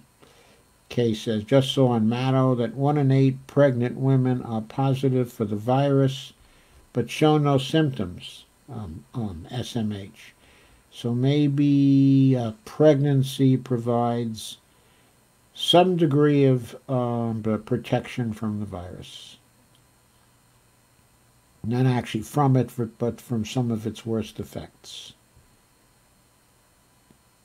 Sandy says Trader Joe's, Brock. Yeah, Trader Joe's has a lot of organic products. It's not an organic food store, but a lot of the organic food that we buy there at Trader Joe's. Brock says we only have Walmart. Ugh, yes. Walmart pushed everybody out. But at least in Ashburn, Virginia, they've got plenty of competition from Trader Joe's and from Lidl, even from the Giant food market. And lots of competition here for them, and from Wegmans and from Whole Foods. It's a food shopping paradise here in Northern Virginia, about 40 miles away from D.C. And Brittany Ruby says, watch more people having GI problems and so forth before they learn about changing their diet. Steve says, oh yes, quite rigged, Dr. Joe. Sandy says, go to your town's planning board and see if they could contact Trader Joe's. Yeah, see if they can. Trader Joe's is probably expanding. Warren says, holy shit, I've not even thought about all the refugees in detention. Yeah. And Lana says, Texas has approved voting by mail, I read today. Warren says, do not mess the USPS. It's been one of Trump's treasured ambitions to mess with the USPS. Steve Wolfbrand said we could go back to the Pony Express. No, the Pony Express was private. We can't go back to the Pony Express. Nikki King says, buy stamps. Kay says, GOP have ruined the funding for the post office that happened under George W. It did. Ruined the funding. They did something real cute. They forced the post office to be able to project funds for their retirees out 50 years, something no business has to do, and imposed accounting rules on the post office that actually require not only these projections, but force them to declare themselves as approaching insolvency if they couldn't make the 50-year projections. Now, there is no business in the United States that is required to do that. No private bank being regulated by the federal government. No other institution, not even the federal government itself, has to guarantee retirement funds out 50 years. But the post office has to guarantee retirement funds out for 50 years. That's what the Republicans did. And guess what? What Nancy Pelosi and the Democrats did when they got back into power, when they controlled things, when they controlled the Senate and the House and the presidency during 2009 and 2010, did the Democrats repeal that? No, they didn't repeal it. Why didn't they repeal it? Don't the Democrats like the post office? What were they doing, sleeping on the job? That's one of the first things they should have done. Okay, what was the first thing they did? They passed the Lilly Ledbetter bill, CHIP, right? So they should have passed CHIP. The second thing they should have done is repealed the post office crapola the Republicans passed. Stephanie said, I'm entertaining myself today by irritating the vote blue no matter who, and other folks voting for Biden. They're easily triggered, laugh out loud. Yeah, they are. Warren says something stopped. Brock says, laugh out loud, they attack me as soon as I place a like. I am a Russian troll according to them. So tell them, Strasvitya, Kak vi pojivayetya. Those are the only two sentences in Russians I still remember. That's not true. I have another two I still remember. I took Russian in school for a while. That was back in the 1960s when they said, okay, if you're an optimist, you take Russian. If you're a pessimist, you take Chinese. Now my granddaughter, in her off time, while she's home, is studying Mandarin. Steve Wolfbrand said, Hitler only asked for a glass of juice. No, gas the Jews. Big mistake. Sandy said, when I was on my laptop, everything was freezing up. It's not doing that on my phone. Sometimes the phone works a lot better than a laptop when it comes to live streams. Because, you know, the phones often have more memory, actually. My phone has 32 gigs of memory, and my laptop, which is an i7 laptop, has 16 gigs of memory. I have to upgrade it to 32 gigs. But yeah, you know, having memory helps to receive and store videos. You know, it helps with the buffering. Kathy says, a friend of a friend died of COVID-19, leaving her 2 young children with her mother while her husband and father are fighting for their lives. Oh, man, that is terrible. That is terrible. Brock said, maybe if we had public health care, maybe if we had Medicare for all, or maybe if we had a national health service, things would be a lot better in this country. I think they would be. Sandy says, Trump worried about the stock market, not people. He's worried about his own stocks. He's not even worried about the stock market. He's worried about the stock market insofar as he wants to get elected again. But he's worried about his own stocks first and foremost, of course. Brock says, and we're not taking care of workers. I do not like Trump, but the workers in our country are not provided for in the same way as other countries.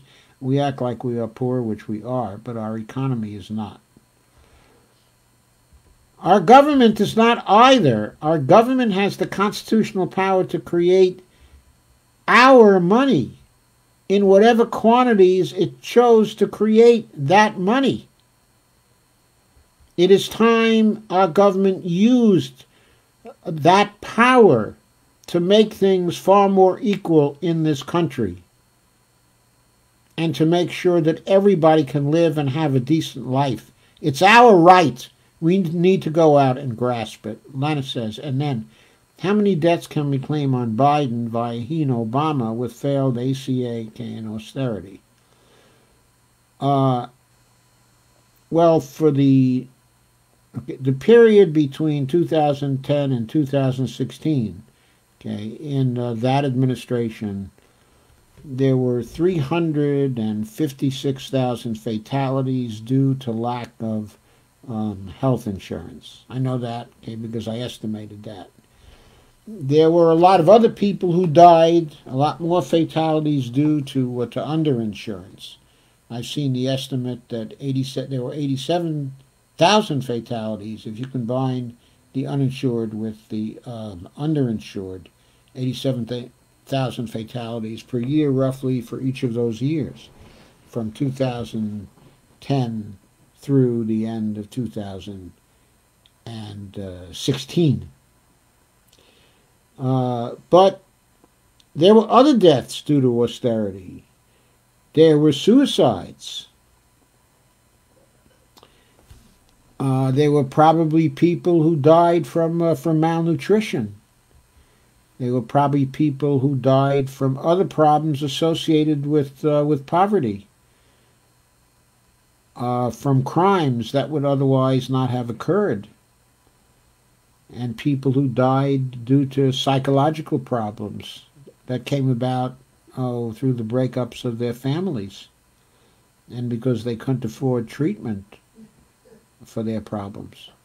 Brock Graves says, agreed. Do we think this could be due to the distance between those with money and those without? I want to call this segregation.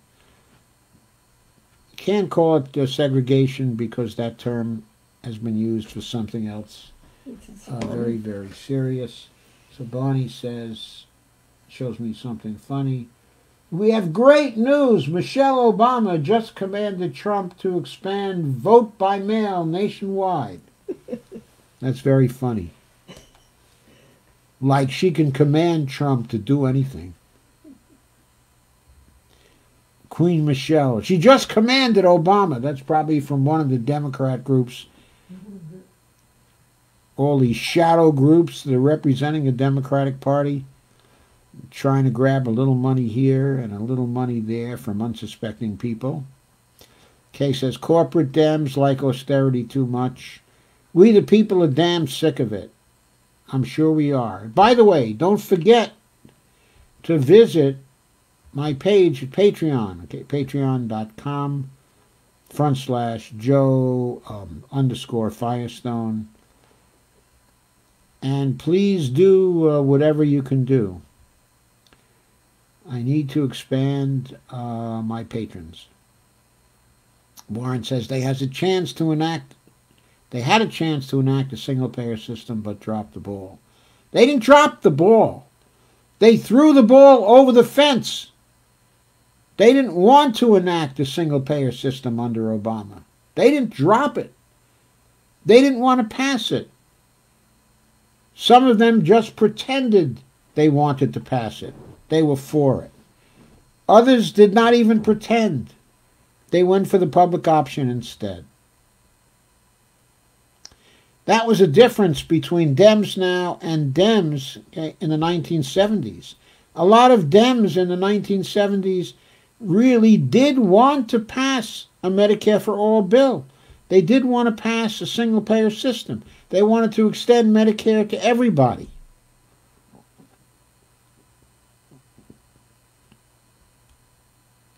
A lot of Democrats wanted that during the 1970s.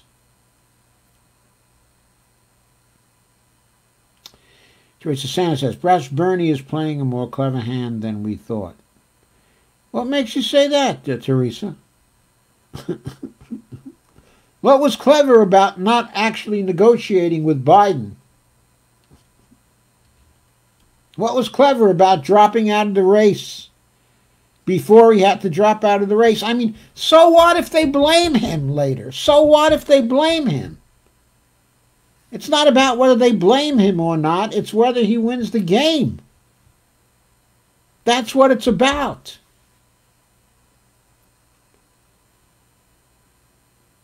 If he loses the game, they're going to blame him anyway, whatever he does. They're going to blame him for breathing, for continuing to breathe. Russ says, tomorrow's grocery shopping day. I need to bug out for the night. See you again soon. Thank you for coming, Russ. Glad you've been here. Kay says, I sure hope he is, Teresa. Sandy says, how lovely. Another giveaway to the rich, the little darlings. Teresa says, I'm donating to Shahid Buttar. I hope he beats the pantyhose off of her. Oh, wow, Teresa. Me too. Sandy says, she looks like the crypt keeper. Yeah, she's had so much work. She looks like one of the denizens of the crypt. That's California for you. Lots and lots of work. If I was in California, they'd probably tell me I need work on my face. Like I'm not supposed to look like somebody in their 70s or 80s. Warren Chamberlain said, the Democrats keep dropping the ball. Trump will win by default. As I say, they're throwing the ball over the fence. They're not dropping the ball. They're throwing it away. They don't want it. If they had the ball, it would interfere with their deal flow. Brock Graves says, I believe Bernie has a lot more comrades in high places than we would like to admit. Yeah? Who are some of these comrades in high places? Okay, you think that Gillibrand is one of his comrades? When Bernie dropped out of the race, Hillary Clinton called a big celebration party. And one of the people who came was Gillibrand, who was helping Hillary to celebrate. I forget who some of the other attendees were, but, Buttigieg, I guess, was there, and Amy Klobuchar, of course, was there. And she probably bought her comb to eat with. Brock Gray says, I believe Bernie has a lot more comrades in high places than we would like to admit. Teresa Santa says, keep safe. Yeah, same to you, Teresa. Keep safe. Keep that anger going. Kay says, Pago Pelosi needs to go. I hope she's out soon. Me too. Steve says, that was a great show. Thank you, Steve. I mean, I hope you're talking about this show, but you might be talking about the Sanders show tonight. But maybe you haven't seen it. Sandy says, Cobra's expensive. Steve says, Cobra is a joke. A very bad joke. And nobody can afford Cobra. Sandy says, I couldn't afford it. Yeah, we couldn't afford it after a while either. We stopped. And we took a risk. And we didn't have any health insurance for about a year and a half to 2 until we turned 65. And then we went on to Medicare. Rana says, Nancy makes me sick, but pun intended.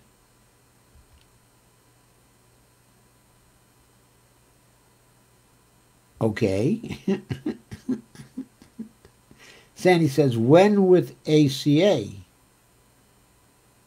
But it's not much better. No, it's not much better. Lucas Ritling says, Cobra now costs an average of $20K a year for a family plan. That's amazing. How much does it cost per year for an individual, Lucas? Lucas Ritting, sorry. How much does it cost for a single person, if you happen to know that? I'd be curious. Steve says, bye-bye, America. It was nice to know you. Brock says, class, I think it's popcorn time. I think it's popcorn time, too. Sadie says, we need a bye-bye Nancy campaign. We do. Shahid Buttar's campaign is the bye-bye Nancy campaign. Hell yes, SF people need to unelect Pelosi, and soon. Deborah Wilson says, hey, Joe, missed you last time. You mean last night? No, I was on last night. I had a pretty good night, actually, last night. I thought it went well. And I'm on YouTube, so you can pick me up on YouTube. You can also pick me up on Facebook, of course. It's there. What was it called? It was called Picking Up the Pieces. Stephanie says, share it to 52 groups. Stephanie, please be careful. Please be careful. I don't want you going into Facebook jail. 52 groups. My God. Sandy says, but seriously, thank you very much, but seriously, be careful. Sandy said, Ro Khanna had a bill today. Yes, I think he did. I think it was a bill to have a moratorium on rents, right? And on utilities. Wasn't that his bill for today? Steve Gonzo says 32 viewers. Yeah, there'd have been more than 32.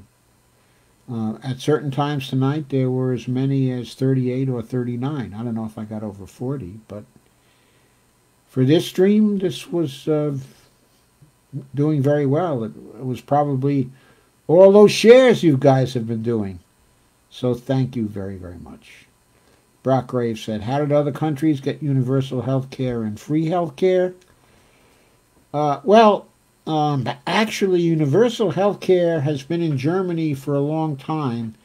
It was introduced by Otto von Bismarck in the 1870s because he wanted to do something to protect the country against the radicals. So he thought it would be a very good measure to pacify people if everybody had universal and nearly free health care. So Germany has had a universal system, which is not actually, it's a government regulated system, but it's not a government regulated, but not a government owned system, and it's not a Medicare for all system. It's a private system, but heavily regulated with profits rather carefully controlled, and it has the second or third most expensive or fourth most expensive healthcare system in the world. We are first. I believe France is second, and Switzerland and Germany follow close behind. And in Switzerland and Germany, the health insurance companies are private, but they're very, very tightly regulated. Also, Japan has private health insurance companies too, but they're limited to some ridiculous amount of profit per year. I think they get to charge 1.5% of overhead and 0.5% of profit per year, something like that. It's some ridiculously low amount, and they have to be non-profit corporations. Okay, so our American insurance companies, of course, would never accept that. Never, never, never. So that's why we have to have a Medicare for all system here. But a Medicare for all system is a very, very good system. They have it in Canada. It operates very well in Canada. Operates even better in Australia and in New Zealand. I mean, it can be a dynamite system. And many people believe the National Health Service in the UK is the best system of all. Okay, and Nikki says, that's why I worry people will just go back to sleep with Joe, and we can't afford that. Yeah, there's a very serious danger, that even if Joe only lasts 4 years, that he'll hand off the presidency to someone else who will go for 8 years, who will be another neoliberal, and who will just, manage to put everybody to sleep for another 8 years, so that we might be looking at 12 years, of neoliberals. By the time we wake up from that, we can kiss our butts goodbye to the climate emergency. It'll be too late to really save anything. Stephanie says, Bernie should have bargained better for his endorsement of Biden.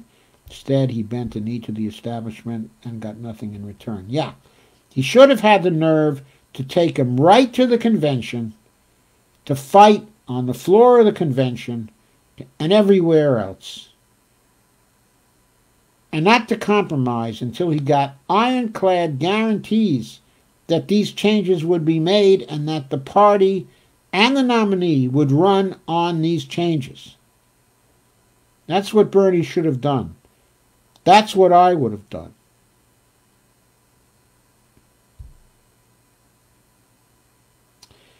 We used to have those things. Okay, in the old days,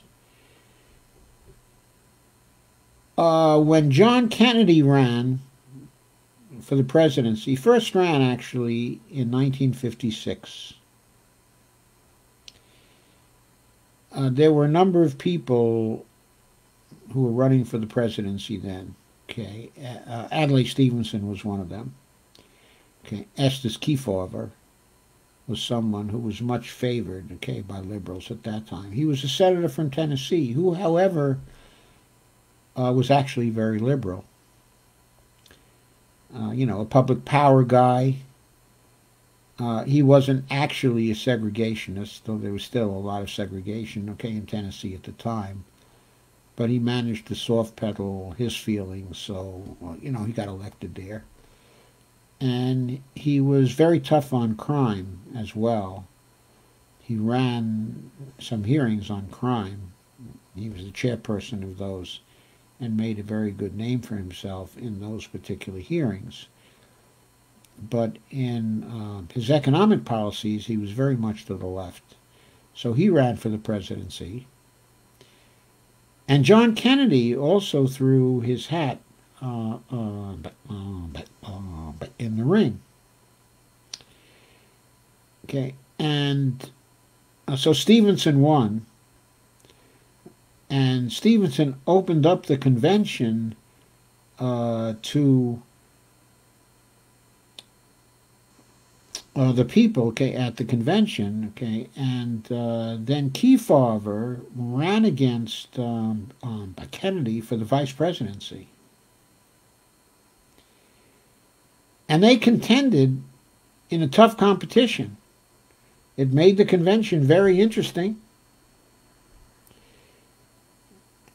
They both fought hard. Okay, Kefauver won, and so Stevenson and Kefauver was the ticket for 1956.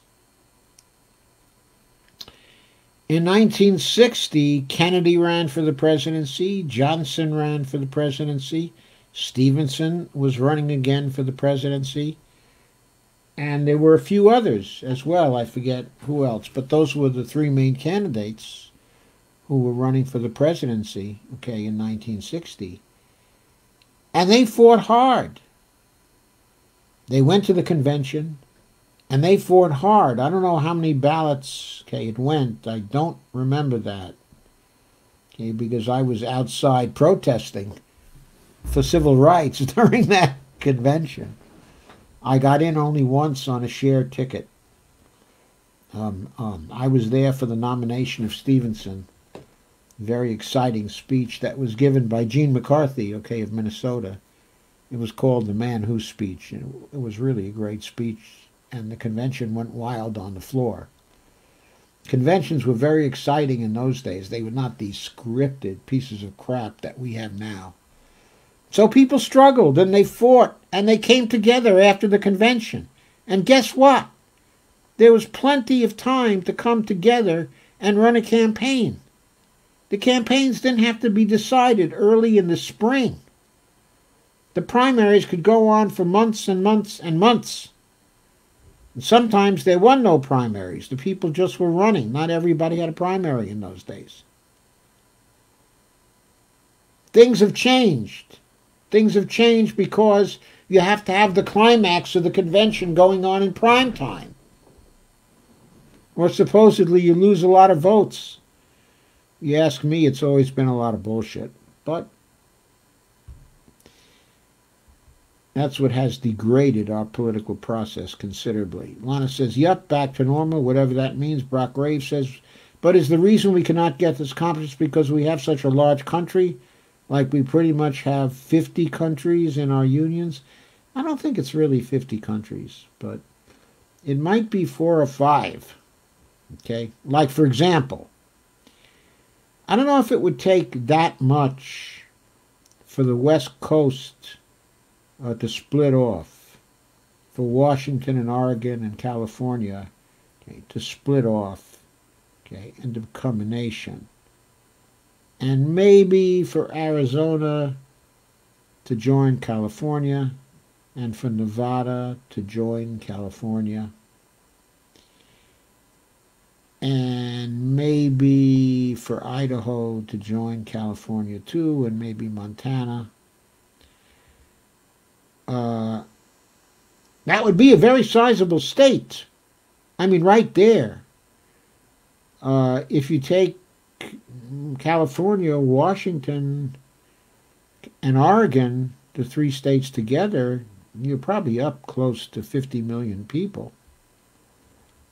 Just to compare, the population of the UK is currently 66 million people. But yeah, you could get a pretty viable nation out of that, with a pretty powerful military, okay, as well. And it would be, of course, a much more progressive nation than we have now. But, of course, that would be for them. I don't live in that particular progressive nation. I live on the East Coast and in the Mid-Atlantic also, which is not quite as progressive, it seems, as they are in California. Sandy Degg says, WPD News, Nation World, emergency money for the people will provide 2,000 monthly payments to Americans. That's in one of Bernie's new proposals.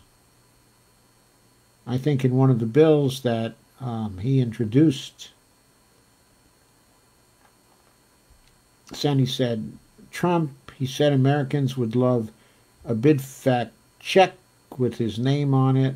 They'd like a lot more than that. And they can do without your effing name on the effing check. Mr. Trumpster. Stephanie said, I saw that today. Fucking disgusting. Such a selfish, narcissistic piece of shit. Orange piece of shit. Please. Brock Graves says,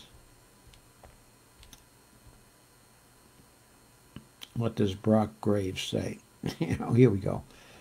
Sounds like a move to attract voters on the left. Sure. He's going to have to do a lot better than that to attract the voters on the left. Sandy says, good idea, Joe. Which one was that, Sandy? I probably long since passed the ideas. And Kay says, I want nada with his name on it. Just want him and his cronies gone. That would probably be worth $1,200 to us right then and there, right? Nikki says, I've been saying for a while now that we should split into 50 countries or maybe let some join together. Yeah, the problem is there'd be too much space between the New England states, okay, and New York and California. In other words, those states, okay, and New York State, okay, and then the West Coast, okay, are enough alike to constitute a nation, but there'd be all this space in between. So we'd have to get some of those states in between to go along with us so we could have a contiguous nation. The other thing we could do, okay, is all our eastern states could join Canada and all the western states could join Canada too. Then instead of being 35 million people, probably Canada would be like 120 to 130 million people. And it would be a very progressive country. That would be good. Tom Hartman was talking about a blue state compact, kind of the same, Nikki. Where would Pennsylvania go? The cities are blue, and the rural area is Alabama. Gina Marie says hi. Steve Wolfbrand says, hello, Ruth. The doctor is smart. Well, thank you, Steve. I assume I'm the doctor. Stephanie Smith-Udy says, I just want to say I really love your live streams, Joe. Thank you, Stephanie. And thank you for coming. I hope you continue to enjoy them. And thank you for sharing as well. Brock Graves says, agreed, nothing against other states. I think, though, this could make it easier for us to fight in our own capitals. Fight in our own capitals. Sandy said, Sandy Deck says, hi, Barbara. And Barbara Wernick says, hi, Sandy.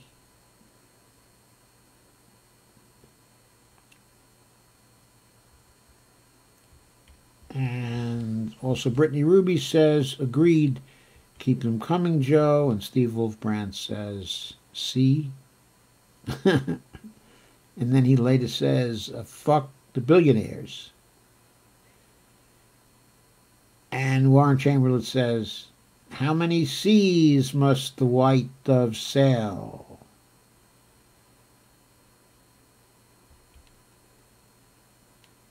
The answer, my friend, is blowing in the wind. Brock Graves says, who is this? I am from Missouri. the show me state. And Stephanie says, hello, Dan, it's great to see you. And Steve says, Doc Joe Firestone. And Sandy Shia says, yes, Obama should go to hell. Barbara says, he felt Trump was a more extreme threat than neoliberalism. He is wrong about that. Well, Trump is neoliberalism, gone absolutely crazy. But he's not the craziest kind, okay, of neoliberal. There's even crazier than that. But Trump is pretty far along. But Trump is definitely neoliberal. I mean, what the hell else is he?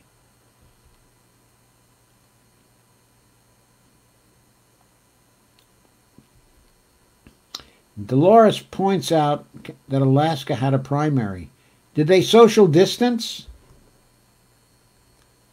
They probably figured that all those heavy clothes would protect them.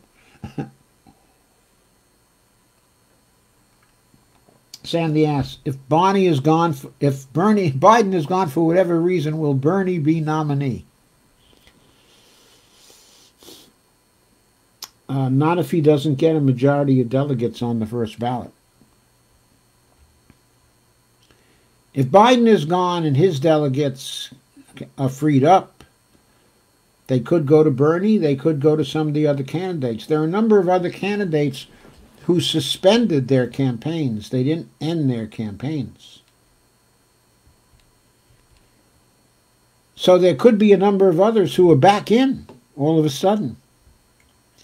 Barbara says, Nina is truly spectacular. She is truly spectacular. Sandy Shia says, I would love to vote for Nina also. Steve Day says, never Biden. Steve Gonzo said there's 2 or 3 commercials already out. The pummeling Biden.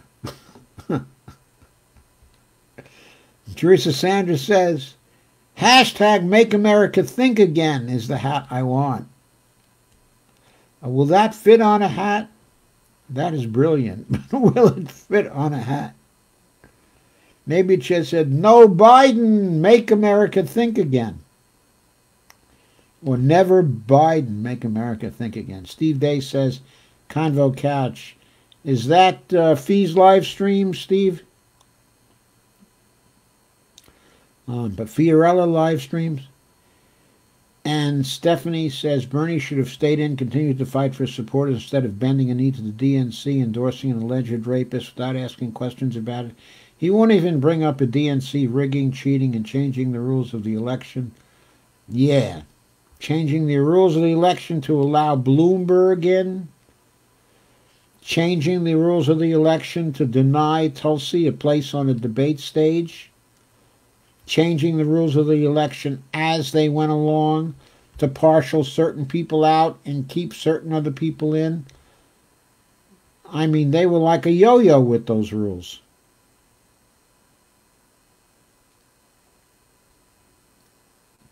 Steve says, oh my God. Okay, folks, it's 11:45. I'm sorry I can't do every comment tonight because you put in so many of these comments, and thank you for that. I love the comments, but I think it's time to get off. I've been on since 9:15, so I've been on for 2.5 hours. I have to load this up to YouTube, and then I have to get to bed tonight at some reasonable hour so I can come back tomorrow night. By the way, tomorrow night, I'm having another live stream with Jeff Epstein, who's going to pummel me with questions about the Federal Reserve and how it operates, as if I'm the leading expert on the Federal Reserve here in the United States. Unfortunately, I am not the leading expert on the Federal Reserve here in the United States, so I'll do the best I can and hope to do a satisfactory job for Jeff, but he seems to think that he's getting some good answers so far, so that's why he wants to come back, okay, and do it again. So that's what we're going to be doing tomorrow night during the 9 o'clock hour. And I hope to see you back here. I'm sure the session with Jeff is going to be fun. And so I invite you back, and Sandy Dick says, thank you, and Bonnie. Thank you, Sandy, for coming. And thank you, Rick. You 4 events today. My God, Rick, you're busy. And Lana says good night. Good night, Lana. And Laura says thank you and good night. And Warren says Trump is a populist. Okay, good night.